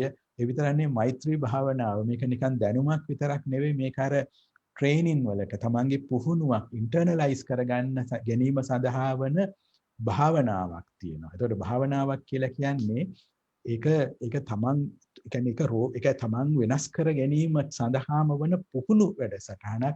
එතකොට මේ භාවනාව ඇතුලේ තමන්ට හානි කරපු කෙනා සිහියට නගාගෙන එයත් සුවපත් වෙන්න කියලා එයා දිහාට තියෙන තරහිනුත් මිදීම සඳහා වන වැඩපිළිවෙල මේකේ තියෙනවා. ඒ නිසා මේ සාකච්ඡාව බටහිරත් කතා කරනවා ඇති. නමුත් මේ අවුරුදු 2500ක් තිස්සේ කතා කරන පණිවිඩයමයි මේක. මේක කොහෙන්වත් පිටින් එන එකක් නෙවෙයි, මේක මෙහි තියෙන එකක්. ආම්දුරනේ මම ඒක ආම්දුරගෙන් අහන්න හිතපු මේ වැදගත් ප්‍රශ්නයකට ඒ උත්තරය දුන්නේ මම අහන්නත් ඉස්සර වෙලා. බොහොම ස්තුතියි. මම ඇත්තට මගේ අන්තිම ප්‍රශ්නය ඔබ වහන්සේට යොමු කරන එක ටිකක් මේ ප්‍රායෝගික දෙයක් මම අහන්නේ. අපිට ඊළඟට අපි යනවා අපේ අහලා මේ ප්‍රේක්ෂක අහලා තියෙන ප්‍රශ්න වලට. ආමතුරුන් දෙන්න පුළුවන්ද ප්‍රායෝගික අවවාද බෞද්ධ දර්ශනය උදව් කරගෙන අර දෙමව්පියන්ට ඉස්කෝලේ ජ්‍යෙෂ්ඨයන්ට අර ළමයින් අපි කියන්නේ බුලි කරන ජ්‍යෙෂ්ඨයන්ට ශිෂ්‍ය නායකයන්ට ශිෂ්‍ය නායකයන් මේගොල්ලොත් උගක් අපිට දකින්නවා මේ ඉස්කෝලවල අර මේ කනිෂ්ඨ ළමයින්ට නරක විදිහට දඬුවම් කරනවා. ඊට පස්සේ අර මේ දඬුවම් කිරීමට ප්‍රචණ්ඩත්වය පාවිච්චි කරන ඔය අනිත් එක අපි කතා කරා ඉතාමත්ම හරවත් ලෙස අර ඒ ප්‍රචණ්ඩත්වය ඇත්තටම අපට පෙනෙන්නේ නැති විදියට ප්‍රචණ්ඩත්වය වෙන අවස්ථාවල දැන් ඒවා පාවිච්චි කරන්න පෙළඹෙන අයට ඔබ වහන්සේ දෙන්න පුළුවන් ප්‍රායෝගික අවවාද මොනවද මේ ඊගොල්ලන්ට හිතේ තියාගන්න මේකෙන් වැළකීලා ඉදිරියට යන්න. පළමුවෙනි දේ තමයි මේකත් මේ බුදුහාමරගේ ඉගැන්වීමක් මම කියන්නේ අත්තානං උපමං කତ୍වා නහනෙය නඝාතයේ. මේක තමන්ව උපමා කරන්න මම අකමැති දේ තව කෙනෙකුට කිරීමෙන් වළකින එක. එතකොට මම දඬුවම් ලැබීමට කැමතිද නැහැ. ඒ විදියමයි අනිත් කෙනා මම හිංසාවට ලක් වෙන්න කැමතිද නැහැ. ඒ වගේමයි අනිත් කෙනා මම ලැජ්ජාවටපත් වෙන්න පිරිසක් ඉස්සරහා කැමතිද නැහැ. ඒ වගේමයි අනිත් කෙනා. එතකොට ඒක තමයි මිනුම් දණ්ඩ. හැම වෙලේම මම මේ කරන දේ මට කවුරු හරි කරොත් මම කැමතිද? එතකොට මම හිතනවා අපිට මේ මිනුම් දණ්ඩ හරි පැහැදිලි කියන එක. ඊළඟට දැන් ඔතනින් තමයි මම හිතනවා ආරම්භය. ඒ කියන්නේ මම පුංචි කාලේ මට දඬුවම් කරාට මම සන්තෝෂෙන්ද හිටියේ. තාත්තා අද රෑ ඇවිල්ලා මට ගහයි ගෙදර ආපු වෙලාවට කියලා මට තිබුණා නම් බයක්. මම කොච්චර බයෙන්ද හිටියේ මම කොච්චර හැංගෙනවද කියන එක. ඊළඟට ඒ හින්දා මම හිතනවා ඔන්න ඔය උදාහරණය අත්තාන තමන්ව උපමාවට ගන්න තමන් අකමැති දෙයක් තමන් විඳින්න අකමැති දෙයක් තව මිනිස්සෙක්ට මම කරන්නේ නැහැ කියන අදිෂ්ඨානය ඇති කරගන්න කියලා. ඊළඟට අනෙක් අතට දැන් අපි හැමෝම හොඳ ලෝකයක් ගැන හිතනවා. පාරට ගියහම රියදුරු හොඳට එලවන්නේ නැති එක පාරේ හෝන් ගහනවා වගේ. ඉතින් මම හිතන්නේ එහෙම නොකරන කෙනා හදන වැඩේ අපේ අතේ මේ වෙලාවේ තියෙනවා. ඉතින් ඒකට මැදිහත් වුණොත් තව අවුරුදු 20කින් එන පාරට එන රියදුරා නැත්නම් වෙන තැනක කටයුතු කරන කෙනා හොඳ කෙනෙකු බවට පත් කිරීමේ අවස්ථාව අපට තියෙනවා කියන දැනුම. ඒකත් මම හිතනවා උදව් වේ. තව මම හිතන්නේ ප්‍රායෝගික ක්‍රම ඇති මම හිතනවා ඔබතුමන්ලට ඒවා කියන්න පුළුවන් වෙයි. යමක් එනකොට ඒක කිසියම් වෙලාවක් තත්පර කීපයක් ප්‍රතිචාර දක්වන එක පිටිපස්සට දාන්න. එතකොට අපිට ඒක ගැන කටයුතු කරන විදිය වෙනස් කරගන්න පුළුවන්. ඔය වගේ තියෙන්න පුළුවන්. මගේ ධර්මයේ පැත්තෙන් මට කියන්න පුළුවන් දේ තමයි ඔබ අත්විඳින්න අකමැති දෙයක් තව කෙනෙකුට දීමෙන් වළකින්න කියන එක. මම හිතන්නේ බොහොම ලස්සන විග්‍රහයක් ඒක ආම්දුරනේ. එක සංකල්පයකින් අපි අර ඔය ඔක්කොම අවවාදය දෙනවා. ඉතින් මම මගේ ප්‍රශ්නවලට ඉතාමත්ම හරවත්ව මේ කෙලින් උත්තර දීලා අපි ප්‍රායෝගික මට්ටමින් බෞද්ධ දර්ශනය පැත්තෙන් සමාජය පැත්තෙන් අපට අද මේ දැනුවත් කිරීම ගැන ඔබ වහන්සේට මම ඉතාමත්ම ස්තුතිවන්ත වෙනවා. මම හිතන්නේ මමත් අද හුඟක් දේවල් ඉගෙන ගත්තා මේක ගැන. මම අර වෙනත් දෘෂ්ටිකෝණ මම දැක්කා. මම හිතන්නේ අපිට මේක සහභාගී අද අපිත් එක්ක මේකට සහභාගී වෙච්ච අනිත් කට්ටියටත් ඒ වගේ අත්දැකීමක් දැකීමක් තියෙනවා වෙන්නේ කියලා මට හුඟක් දුරට විශ්වාසයි. ඉතින් ආම්දුරනේ මම හිතන්නේ වැදගත් දේ මේ ප්‍රචණ්ඩත්වය පොඩ්ඩක් ඉතින් එහාට අපි කියන්නේ ඒක අපිට පේන්නේ නැති තත්වයකදී මේක තියෙනවා. මේකේ ඊ타මත්ම මේ පරපතල බලපෑම් තියෙනවා අපිට ඒ පුද්ගලයාට රටට මේකේ ආදීනම හුඟක් තියෙනවා. අපි ඒක වටහා ගන්නවා. අපි ඒකෙන් මිදිලා අර ඉදිරියේ හොඳ පුරවැසියන් හදන්න මෙතනින් අපි සහභාගී වෙනවා. බොහොම ස්තුතියි හාමුදුරනේ. මම තුෂ්ටත් ස්තුතිවන්ත වෙනවා මට මේ අවස්ථාව ලබා ගැනීම ගැන. හරි යන්න එපා ඉවර නෑ. මොකද අපි ටිකක් පරක් වුණානේ පටන් ගන්න නිසා අපිට තා චුට්ටක් වෙලා තියෙනවා. ඉතින් හාමුදුරනේ දැන් අර කියපු ටිකට ගියොත් now I'm going to be the devil's advocate here as they say. Okay. මොකද හාමුදුරනේ දැන් අපි හැමෝම දන්නවා දැන් ඔබ වහන්සේ බොහොම පැහැදිලි කළා මේ ආදරෙන් නෙමෙයි ගහන්නේ කියන එක. ආදරෙන් නෙමෙයි කාටවත් හිරිහැරයක් කරන්න කියන එක. නමුත් හාමුදුරනේ අපිට ගහපු අපේ දෙමව්පියන්ට අර හොද්දට ගුටි කාලා හොද්දට ගහපු අපේ ගුරුවරුන්ට අපි කොච්චර ආදරේද? ඉතින් ඒකේ ඒ තරම් වැරදි දෙයක් වෙන්න විදිහක් නැහැනේ. අපිට තියෙන මේ අපිට එහෙම ගැහුවේ නැත්තම් අපි දැන් ගහලා හැදුවේ නැත්තම් අපි මේ වෙනකොට හිරේ. අපි ඔය හිටපු අපිට ගහපු කට්ටියට අපිට ගහපු ගුරුවරින්ව අපි මේ විවේචනය කරන්න ගියොත් අපි කම්ප්ලේන් කරන්න ගියා නම් එදා කාලෙදි ඒගොල්ලෝ හිරේ. ඉතින් හාමුදුරනේ අපි මෙච්චර ආදරේ නම් මේ අපිට ගහපු අයට ඕක ආදරෙන්ම නේද කරන්නේ. එහෙනම් ඕක ගැහුවේ නැත්තම් අපි මීට වඩා වැරදි තත්වයක නේද ඉන්නේ. නොමග යනවා නේද අපි. මෙහෙමයි දැන් අපිට ගහපු ගුරුවරයා ගැන මේ අර පිළමුට්ටු ජාතකයේ වගේ තරහක් අපිට නෑ ගුරුවරුන්ට. ඒ කියන්නේ ගහපු එක විතරක් නෙවෙයි න්යා කලේ අපිට උගන්වන එකත් කළා. ඉතින් මම අර කියපු මගේ කම්මුලට ගහපු හාමුදුරුවෝ උන්වහන්සේ ඊටාම දක්ෂ ගුරුවරයෙක් සිංහල සාහිත්‍ය රචනා ලිවීම ඒ වගේ උගන්වපු. ඉතින් ඒ හාමුදුරන්ට ගෞරවයක් ආදරයක් මගේ තියෙනවා. ඒ ගහපු එකත් මතක තියෙන අතරේ අර එතකොට දැන් ඒ ගහපු එකෙන් සිද්ධ වුණු හානි ටික ඇති එක වෙන විදිහකට ක්‍රියාත්මක වෙන ඒ වගේම මට උගන්වපු එක ගැන ගෞරවයක් ආදරයකුත් තියෙනවා. එතකොට ඒ ගැහුව නිසා වෛර කරන්නේ නැහැ. දැන් අනෙක් අතට දැන් අපි වැඩුණු අය අපි ඒ දිහා බලන විදිය වඩා දියුණු විදිහට බලනකොට ඉතින් ඒ හාමුදුරු පුංචි කාලේ ගුටි කාලා නම් තියෙන එයත් විශ්වාස කරනවා නම් ගැහුවාම හැදෙනවා කියලා. එතකොට මෙන්න මේ වගේ සාකච්ඡාවලනේ අපිට වෙනස් වෙන්න පුළුවන්. ඒක එහෙනම් මෙතෙක් කරපු එක. ඒ කියන්නේ අපි අර අවයානස් කියන එක. උදාහරණයකට මම විශ්වවිද්‍යාලේ උගන්වනකොට පළමු වසරේ ළමයි 200ක් විතර ශාලාවේ ඔක්කොම යමක් ලියමින් ඉද්දි මම දැක්කා ළමයි දෙන්නෙක් විතර අපහසුයෙන් එක කරනවා. බලනකොට බොහොම ඇඹරිලා පැත්තකට බලනකොට අපේ දේශන ශාලාවේ පුටු ටික හදලා තියෙන්නේ දකුණු අතින් ලියන අයට පමණක් ලියන්න පුළුවන් විදියට. වම් අතින් ලියන ළමයි එනවා කියලා බාර ගන්න සූදානමක් නොතිබුණු එක. ඒතකොට දැන් මේ වගේ දේවල් ඊළඟට ඉස්සර සභාවක කතා කරනකොට සමහර විට මම නෝනාවරුනි මහත්වරුනි කියලා කතා කරන්න පටන් ගන්නවා. එතකොට කාලයක් යනවා මට තේරුම් ගන්න ඊට ඔය කියන නෝනාවරු මහත්වරු කියන අනන්‍යතාව විතරක් නොව වෙනත් අනන්‍යතා තියෙන එක්කෙනෙක් දෙන්නෙක් හරි ලෝකේ ඉන්නවා කියන එක දැනගත්තේ ගොඩක් පස්සේ. ඊට පස්සේ දැන් මම නෝනාවරුනි මහත්වරුනි කියන්නේ නැහැ. එතකොට මම දන්නවා මෙතන එහෙම කෙනෙක් හිටියොත් මම එයාව ප්‍රතික්ෂේප කරනවා. මාක නොකල යුතුයි. එතකොට මම හිතනවා මේ අවයානස් කියන එක වැඩියෙන් අපේ දැනුම අවදි වීම වැඩි වෙනකොට ඒක උදව් වේවි වෙනස් වෙන්න. එතනදී ඊටාම වැදගත් දේ තමයි දැන් අර මගේ චිත්‍රය විසි කරපු හාමුදුරුවෝ ගැන මම තරහ නැහැ. එයා මගේ ජීවිතේ යහපත් කරන්න කරපු ගොඩක් දේ තියෙනවා. මම කියන්නේ උන්වහන්සේ දැනුවත් වෙලා හිටියනම් අවයානස් තිබුණා නම් අර විදිහට නෙවෙයි ඒක ඒ දරුවට ඒ වයසේදී කියලා දෙන්නේ කියලා. එයා ඒක හොඳ විදිහට කියලා දෙවි. බොහෝ දුරට චිත්‍රය අගය කරලා බොහොම හොඳයි. ඔයාට බැරිද මේ ජාතක කතාවක අවස්ථාවක් චිත්‍රයට නගන්න නැහැ. ওই වගේ මගේ මනස වෙන අතකට යොමු කරලා මගේ හැකියාව මේ ප්‍රතිඵලදායක දෙයක් බවට පරිවර්තනය කරන්න හැකි වෙන්න තිබුණා. ඒ අවයානස් තිබුණා. ඉතින් මම හිතනවා මේ අපේ මැදිහත් වීම වල මම මේ කාරණා කිව්වෙවත් ඒ හාමුදුරුවෝ ගැන හිතකින් නෙවෙයි. මම එහෙම හිතන්නේවත් නෑ.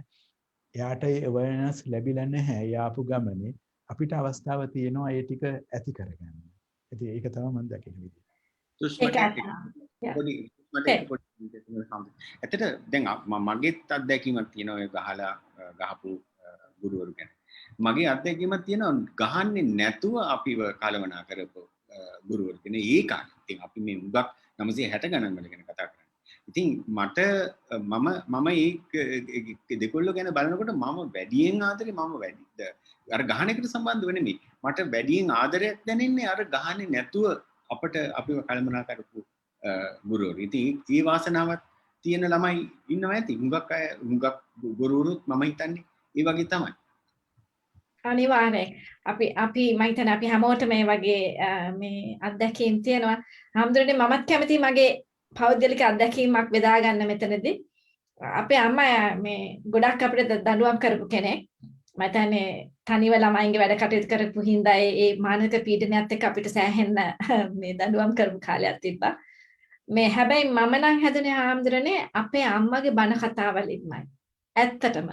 මොකද මේ අපිට මේ පොඩ්ඩක් හරි මේ 7-5ක් වැටලා තිබිලා සාක්කුවේ දාගත්තත් හොඳට පළු යන්න ගන්නවා. ඉතින් මේ අපේ ආච්චි අම්මා නිසාමයි මම නම් හැමතිස්සෙම කියන්නේ මගේ ආච්චි අම්මගේ බණ හින්දා තමයි මම හැදුනේ කියලා. මොකද ඒ දවස්වල බණ කතාවල මට හොඳට මතකයි කියනවා මේ බෝධිසත්ත්ව මේ කතාවක් කිව්වා මට ඒක අද තා වෙනතුරු මතකයි.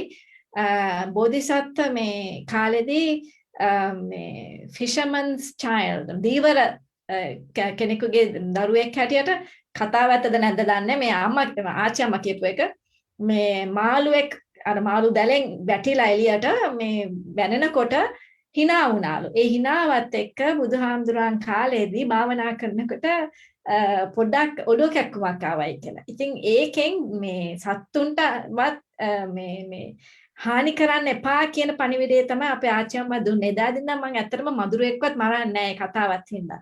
ඉතින් මම හිතන්නේ ඔබ වහන්සේ කියපු ඒ අර වෙන ආකාරයකට දරුවන්ව යොමු කරන්න කියන එක මම හිතන්නේ අපි ගොඩාක් හිතා බැලිය යුතුයි නේද මේ හාමුදුරනේ. ඔව්. ඒ අරින්න මේ අපිට වෙලාව තියෙනවා පොඩි අත්දැකීමක්. ඒ කියන්නේ මම අම්පාරේනේ ඉතින් අපේ ඉස්කෝලේ ගන්නපු 4 පන්තියේ හරිම ආදරේ උගන්වපු ගුරුවරයා පළමු වතාවට කොළඹ ආවේ මම 1979. එතකොට ඒ දිගටම බොහෝ වෙලාවට මට මේ කියන්නේ අපි ඔක්කොටම මේවා විස්තර කර මේක අඳුන්වලා දෙමින් ආවා.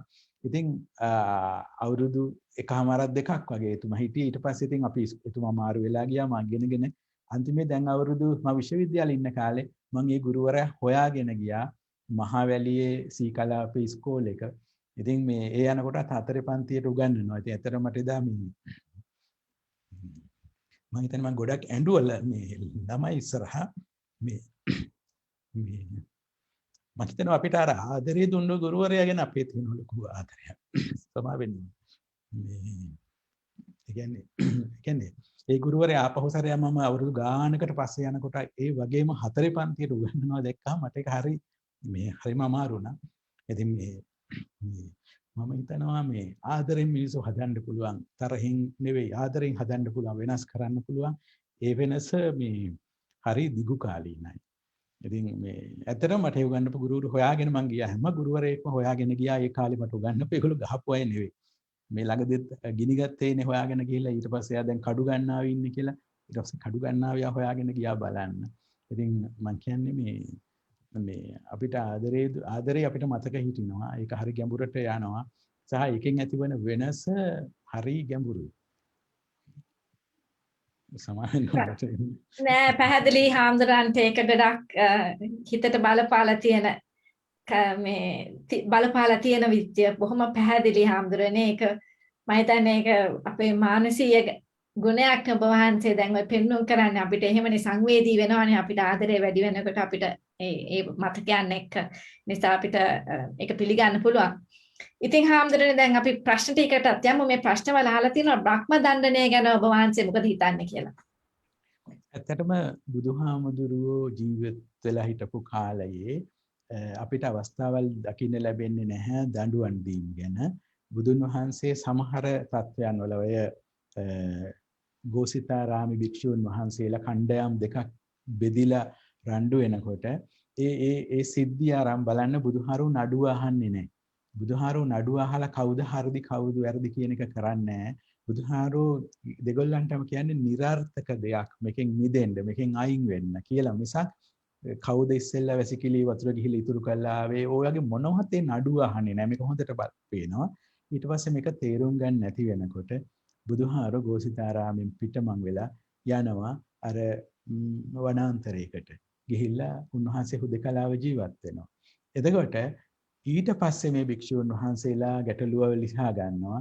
ඊට පස්සේ දෙගොල්ලගෙම නියෝජිතව යනවා බුදුහාරු හම්බ වෙන්න ගිහිල්ලා කියනවා අපිට ඒක අපි විසඳගත්තා ඔබ වහන්සේ වඩින්න ආපහු කියලා. එතකොට බුදුහාමුදුරුවෝ කාටවත් දඬුවම් දීම් කරලා නැහැ. අර කියපු දඬුවම් කිරීම සිද්ධ වෙන්නේ විනය පිටකේ බලන්න බුදුහාරු පිරිනිවන් පෑවට පස්සේ 3 මාසෙ ගත වෙන වෙලාවේ අර මේ පළමු සංගායනාව කරනවා. පළමු සංගායනාව අවසානයේ තමයි එතනදී සාකච්ඡා වෙන්නේ චන්න තෙරුන් සම්බන්ධයෙන් මොකක්ද ගන්න ක්‍රියාමාර්ගය කියලා. එතකොට මගේ මතකය නිවැරදි නම් එතකොටයි කියවෙන්නේ බුදුහාමුදුරුවෝ මෙහෙම කිව්වා කියලා. බුදුහාමුදුරුවෝ කියපු දෙයක් හැටියට තමයි මේ දඬුවම ක්‍රියාත්මක වෙන්නේ. එතකොට බුදුහාමුදුරුවෝ ජීවිත කාලේ එහෙම එකක් කරපු කිසිම අවස්ථාවක් නැහැ.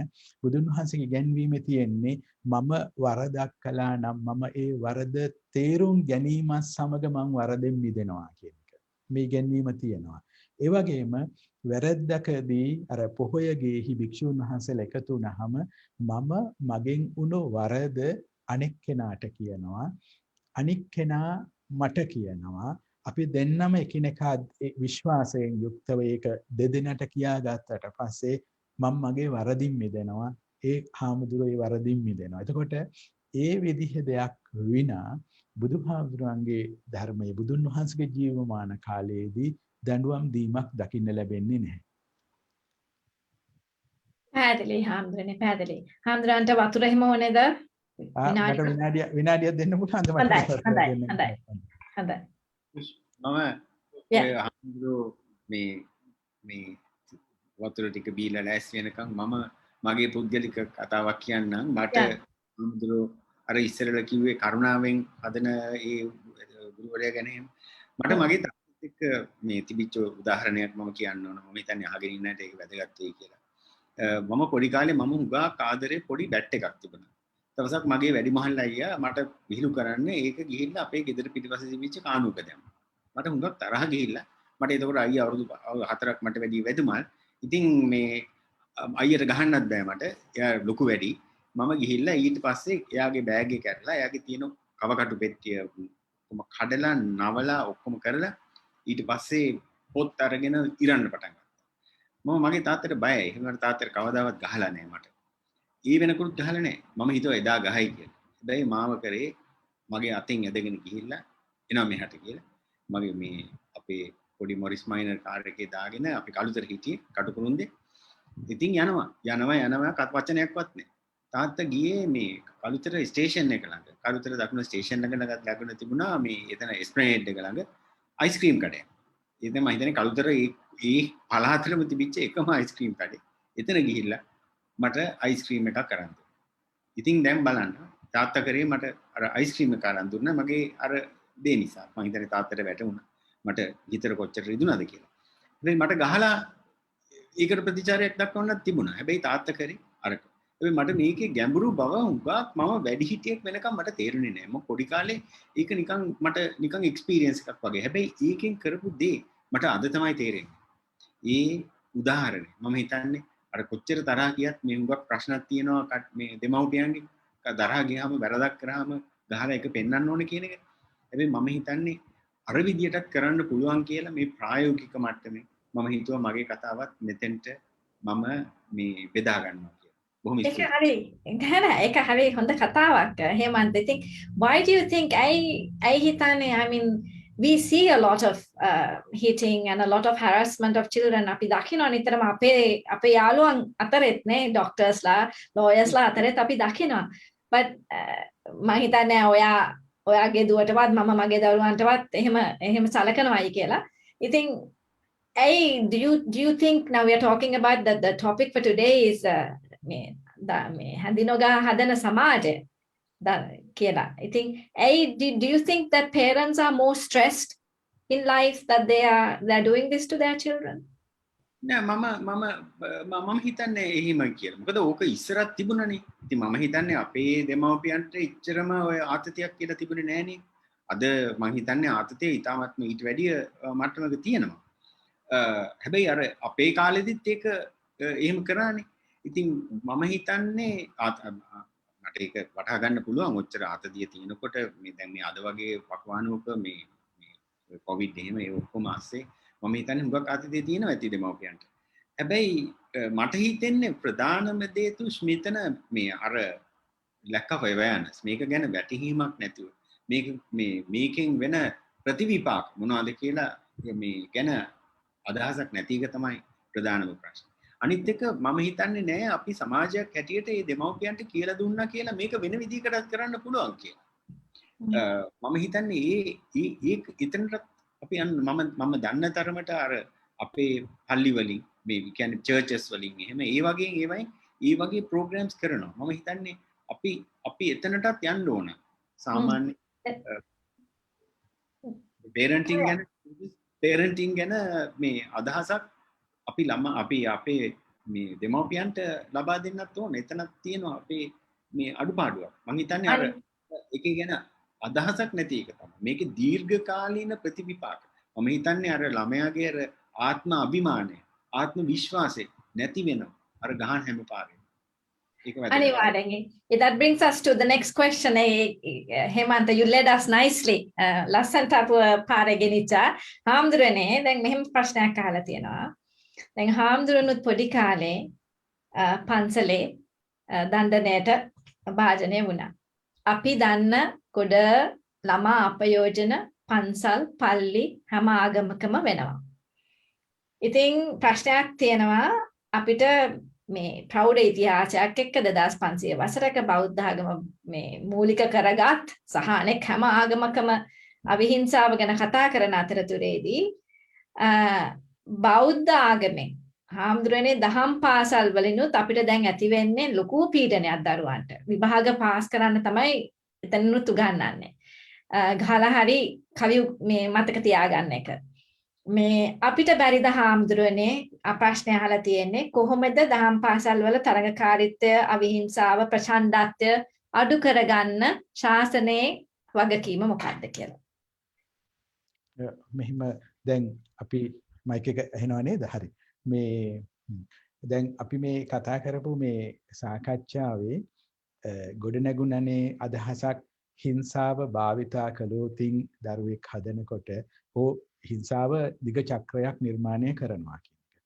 එතකොට හිංසාවෙන් මුදා ගැනීම සඳහා වන ප්‍රයත්නයේදී මම හිතනවා එහෙම උත්සාහ ගන්න පිරිස ගොඩාක් බරපතලව වෙනස් වෙන්න ඕන ඒ හිංසාවෙන් මුදා ගැනීම සඳහා වන මැදිහත් වීම තුළ කාබවත් හිංසාවට ලක් නොවෙන එක. ඒ කියන්නේ අපි උදාහරණයකට ගමු ආගමික ආයතනයක හෝ එහෙම තැනක සිදුවන හිංසාව ගැන අපි කතා කරනකොට ඒ හිංසාවට ලක් කරපු කෙනත් කලින් හිංසාවට මුහුණ දීමේ ප්‍රතිඵල හැටියට නම් මේ චක්‍රය යන්නේ.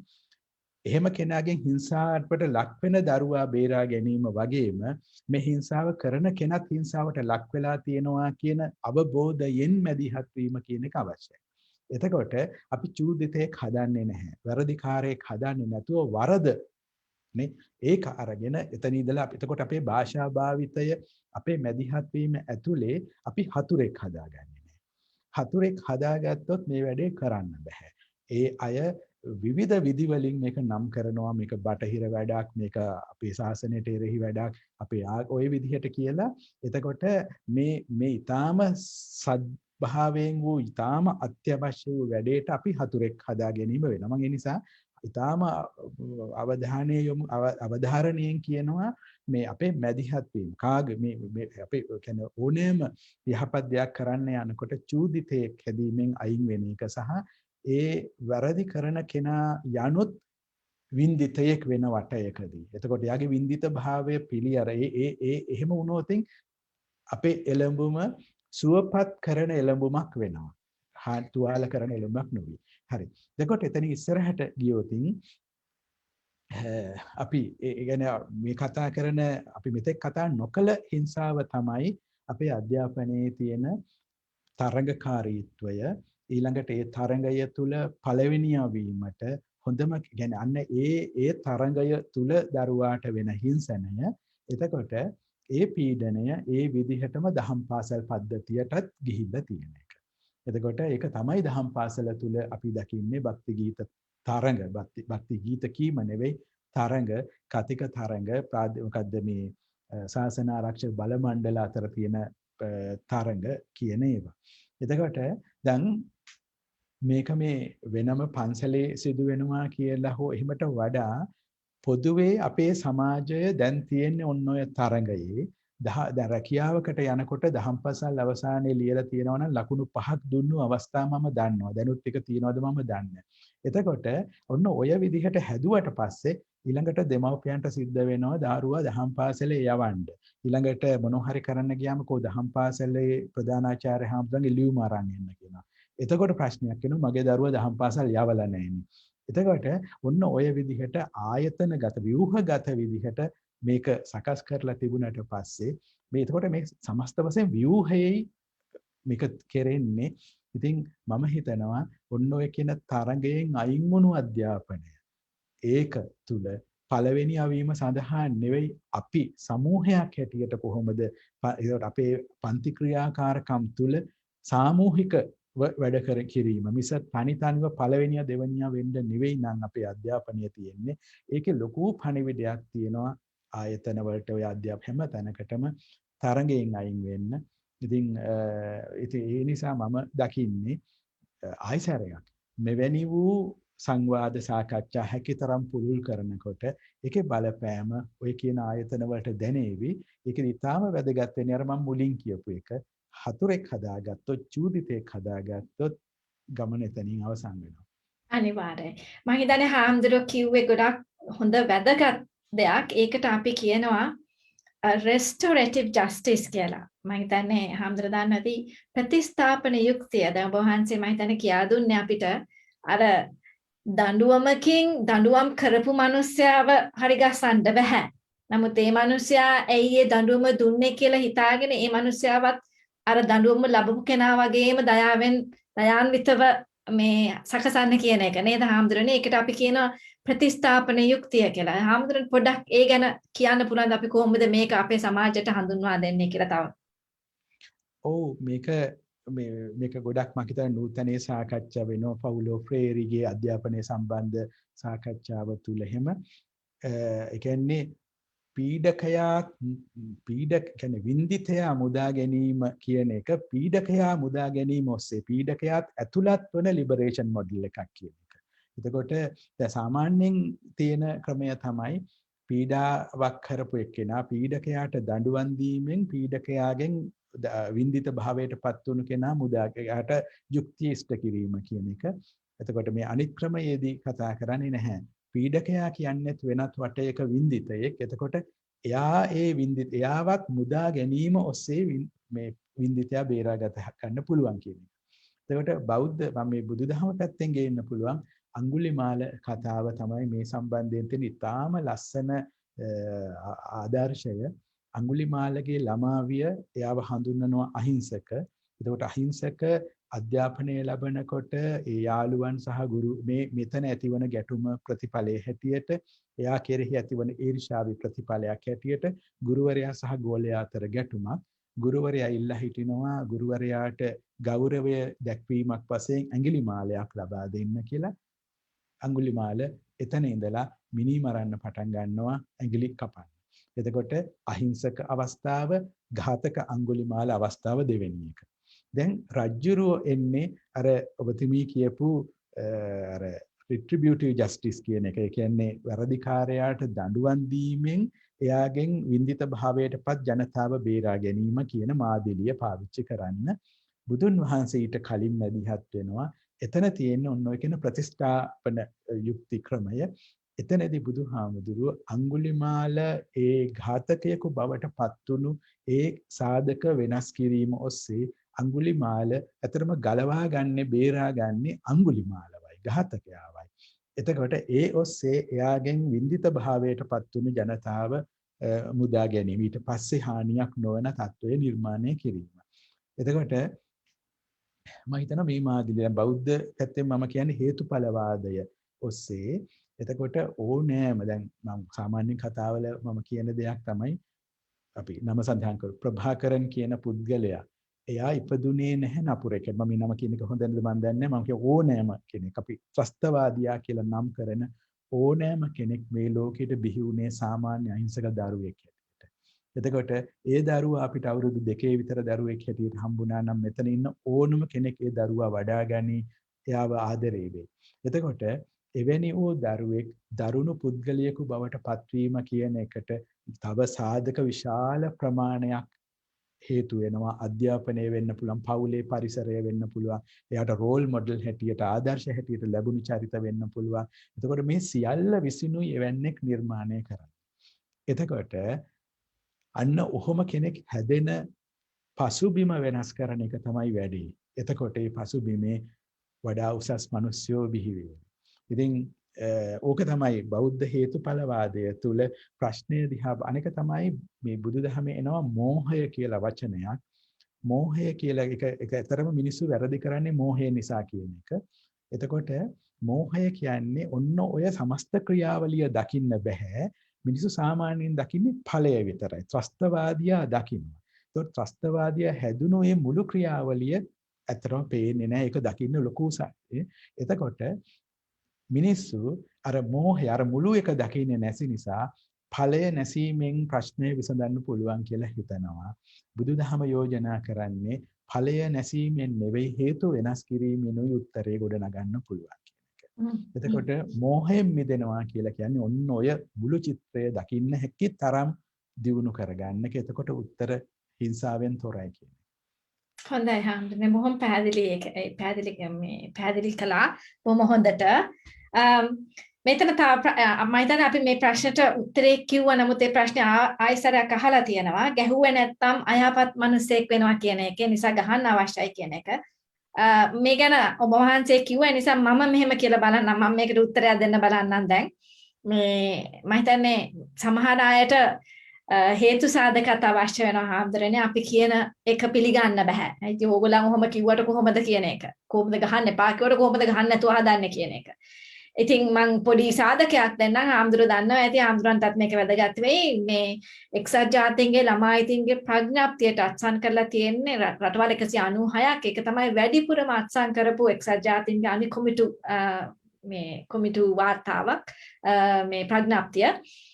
රටවල් 196ක් අත්සන් කළා හාමුදුරනේ. දැනට රටවල් 157ක් ශාරීරික දඬුවම් පාසල් වල පමණක් නතර කරලා තියෙනවා. ඒත් එක්කම රටවල් 62ක් පාසල් වල නිවෙස් වල සහ වෙනකුත් ආයතනවල අර තරුණ අපරාධකරුවන් ඉන්න ස්ථානවල ඒ වගේම ආගමික ස්ථානවල සම්පූර්ණයෙන්ම මුළුමනින්ම නවත්තලා තියෙනවා. දැන් හාමුදුරනේ කාලයක් ගිහිල්ලා මේ නවත්තපු රටවල් වල ඒගොල්ලෝ යෝන් ප්‍රචණ්ඩත්වය ගැන සමීක්ෂණ කරලා තියෙනවා. එතකොට ඒගොල්ලන්ට පෙනිලා තියෙනවා යෝන් ප්‍රචණ්ඩත්වය අර රටවල් 157 අර ඉස්කෝලවල වල විතරක් දඬුවම් නතර කරපු රටවල් වල යෝන් ප්‍රචණ්ඩත්වය සමතුලිත වෙලා තියෙනවා. It has plateaued.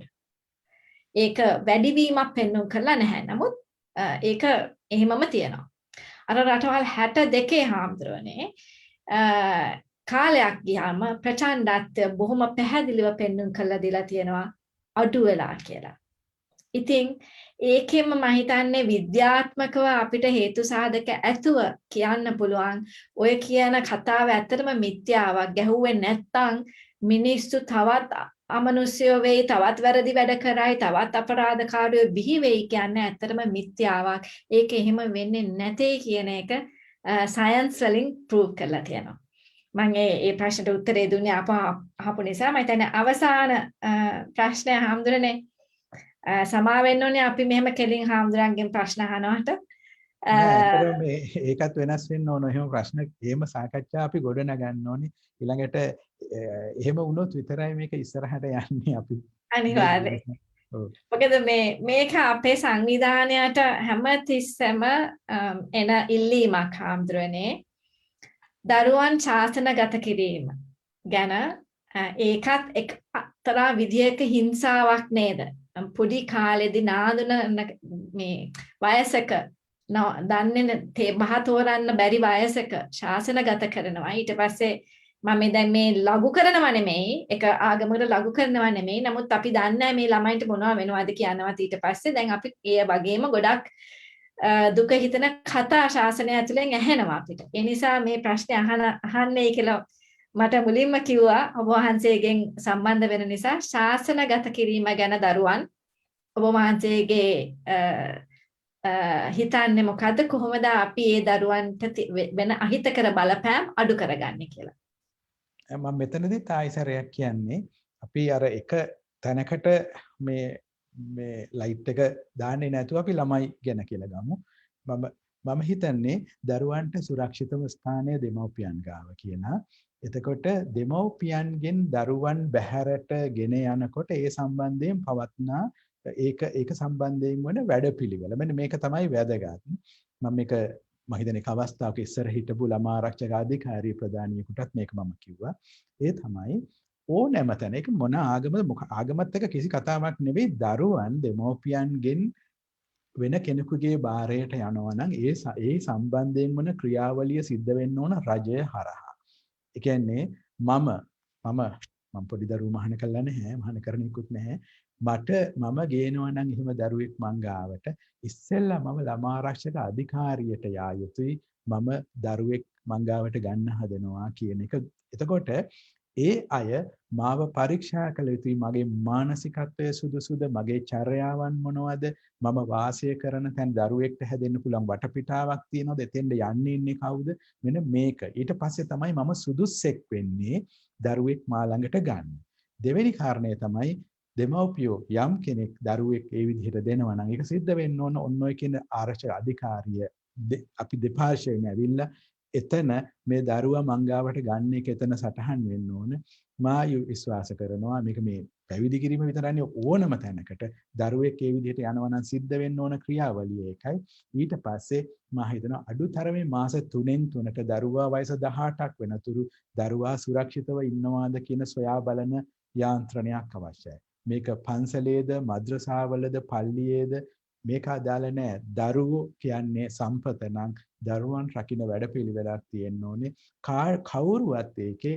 මේ අර එක්සෙප්ෂන්ස් තියෙන්න බෑ व्यतिरेक තියෙන්න බෑ ඕක තමයි වෙන්න ඕනද ඉතින් මම කියන්නේ අපි යම් විදිහකට පටන් ගත්තොත් මේ පන්සල් වල ඉන්න පොඩි දරුවෝ ඕක කරන්න ගියොත් මම කියන්නේ වැඩේ නොකරන තැනට හදා ගන්නවා මම කියන්නේ දරුවන්ට සුරක්ෂිතම දෙමව්පියෝ ළඟ දෙමව්පියන් එතකොට දෙමව්පියෝ ගාවත් සුරක්ෂිත නොවන අවස්ථා තියෙනවා එතනදිත් රජයේ මැදිහත් වෙනවානේ දෙමව්පියන්ට ඕන ඕන විදිහට දරුවා ගැන කරන්න බෑ එතකොට දරුවන් දෙමව්පියන්ගෙන් පිටතට යනවා නම් දරුවෙක් ඒ දරුවා සම්බන්ධයෙන් ඒ පිටතට ගන්නා යාන්ත්‍රණය එතකොට මා හිතනවා උත්සාහ කළ යුත්තේ මෙන්න මේ සඳහායි රජය වගකිය යුතුයි දරුවන් සම්බන්ධයෙන් කාටවත් දරුවන් තමන්ගේ ළඟට ගන්න බෑ අර කියන ක්‍රියාවලියෙන් තොරව මා හිතන ඔන්න ඔය ක්‍රියාවලිය සකස් කරන එකයි කළ යුත්තේ කියලා. පැහැදිලි හඳුනන්නේ. තා ප්‍රශ්නයක් තියෙනවා කොතරම් ආදරෙන් හෝම්වර්ක් කරන්න කියලා කිව්වත් කරන්නේ නැත්නම් කොහොමද ඒක කරව ගන්න කියන එක මම හිතන්නේ මේ ප්‍රශ්නය ගොඩාක් වැදගත් වෙනවා ඊළඟ සතියට අපි මේ ගැන වැඩිපුරම කතා කරමු. දඬුවම් මේ හැඳිනෝගා හදන පවුල ගැන කතා කරනකොට මේ ප්‍රශ්නේ අපිට විසඳන්න පුළුවන්. ඒ නිසා ලබන සතියේ ඒ ගැන අපි කතා කරමු. අවසාන වශයෙන් හාමුදුරනේ බාල වයස්කාර ගැබ් ගැනීම සමහර දිස්ත්‍රික් වල වැඩිලු. ඒක අඩු කරගන්න ඔබ වහන්සේ විසඳුමක් දෙන්නේ කියලා තියෙනවා.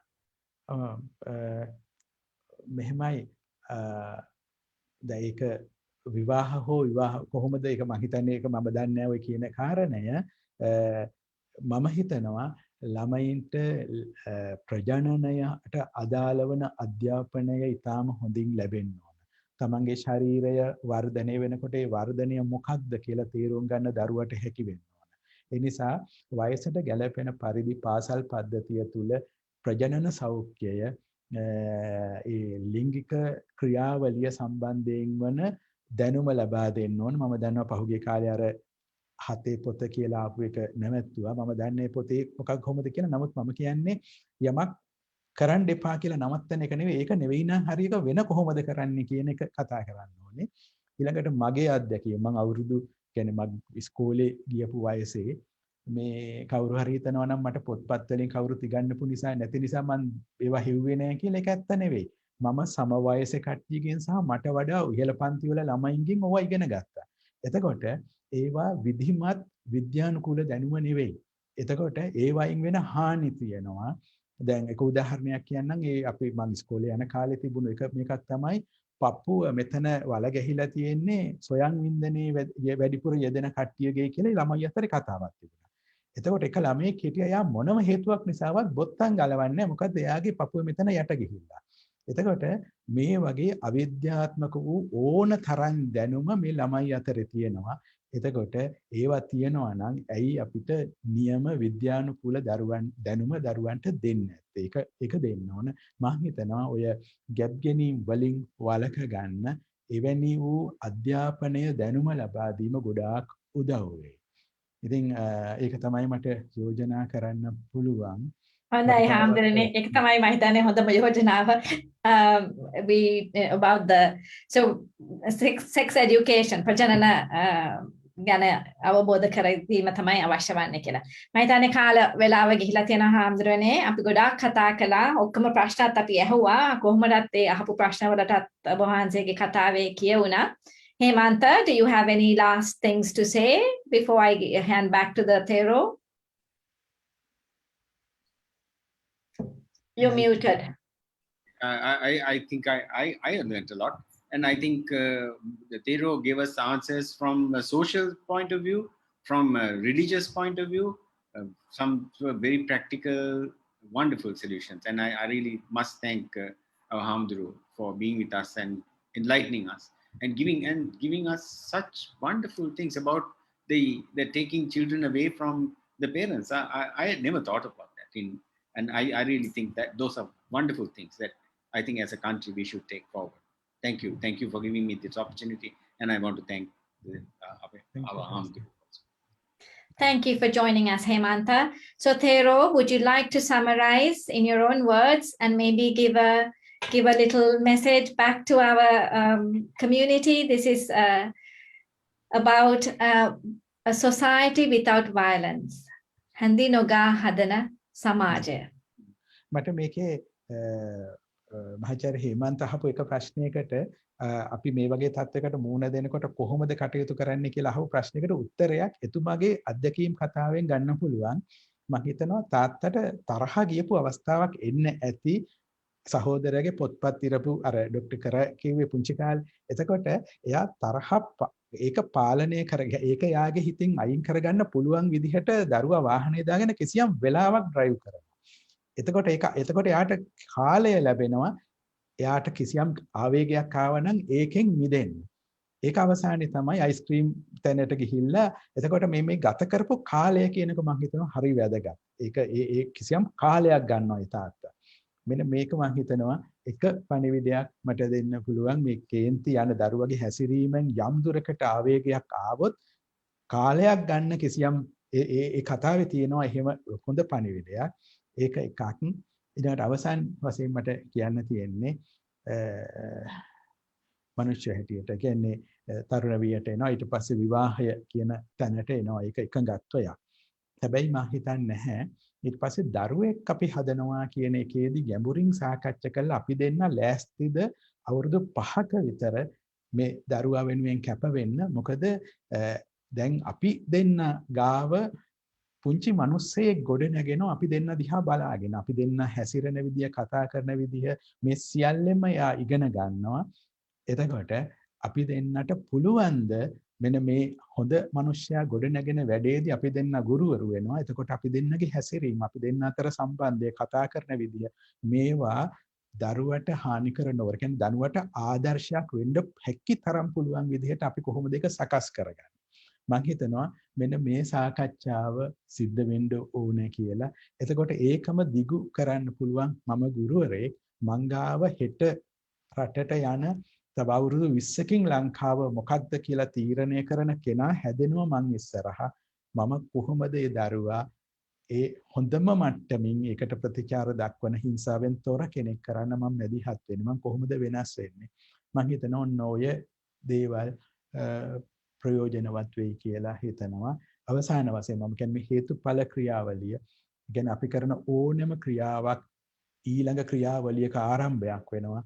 ඒ නිසා හෙට දවසේ නරක වුණොත් ඒකේ වගකීමක් අපට තියෙනවා. ඒ නිසා අපි කරන මැදිහත් වීම මෛත්‍රී සහගත කරුණා සහගත මැදිහත් වීම කළ යුතු වන්නේ ඒ නිසයි කියලා මම කියනවා. බොහොම ස්තුතියි. බොහොම ස්තුතියි හාමුදුරනේ ඒ වචනවලට බොහොම ස්තුතියි.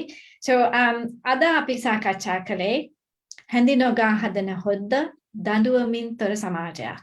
අපි හිතනවා ඔයගලන්ට වැදගත් පණිවිඩ බොහෝමයක් අපේ හාමුදුරන්ගෙන් ලැබුණා කියලා.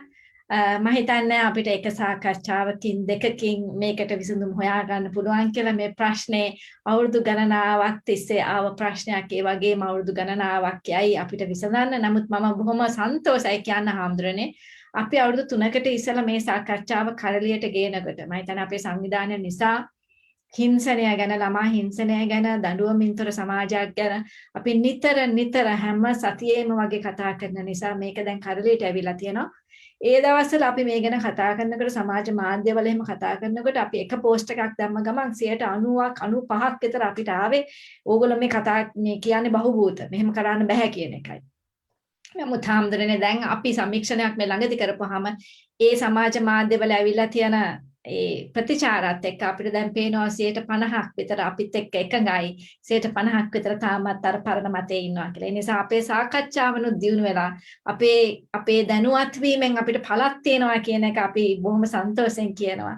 ඒ නිසා අපි දිගින් දිගටම මේ සාකච්ඡාව කරමු. ඒ නිසා මේ ලබන සතියේ so next week again same time on a Sunday at 7 p.m. හඳිනොගා හදන හොද්ද දඬුවමින් තොර පවුලක් එන්න අපිත් එක්ක එකතු වෙන්න family without violence.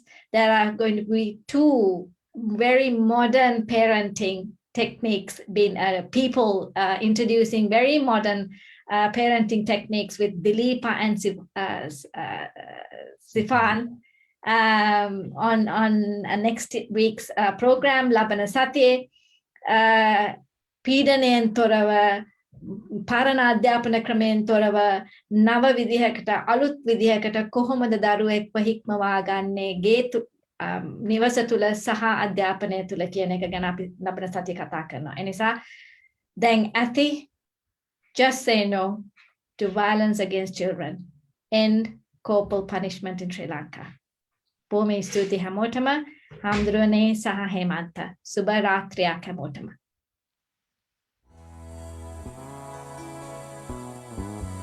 කාලය පැමිණ තිබේ අපේ රට ගොඩ ගන්න අපි නැගී සිටිමු හිංසාවෙන් මුදවා දරුවන් රැකගන්න වේවැලකින් නැගෙන හඬ සවනේ රැවුදේ දිවිතුරා මුළු ලොව පුරා අපි හඬ නගා කියමු එපා එපා එපා daruan hata danduam Say no, no, no to corporal punishment.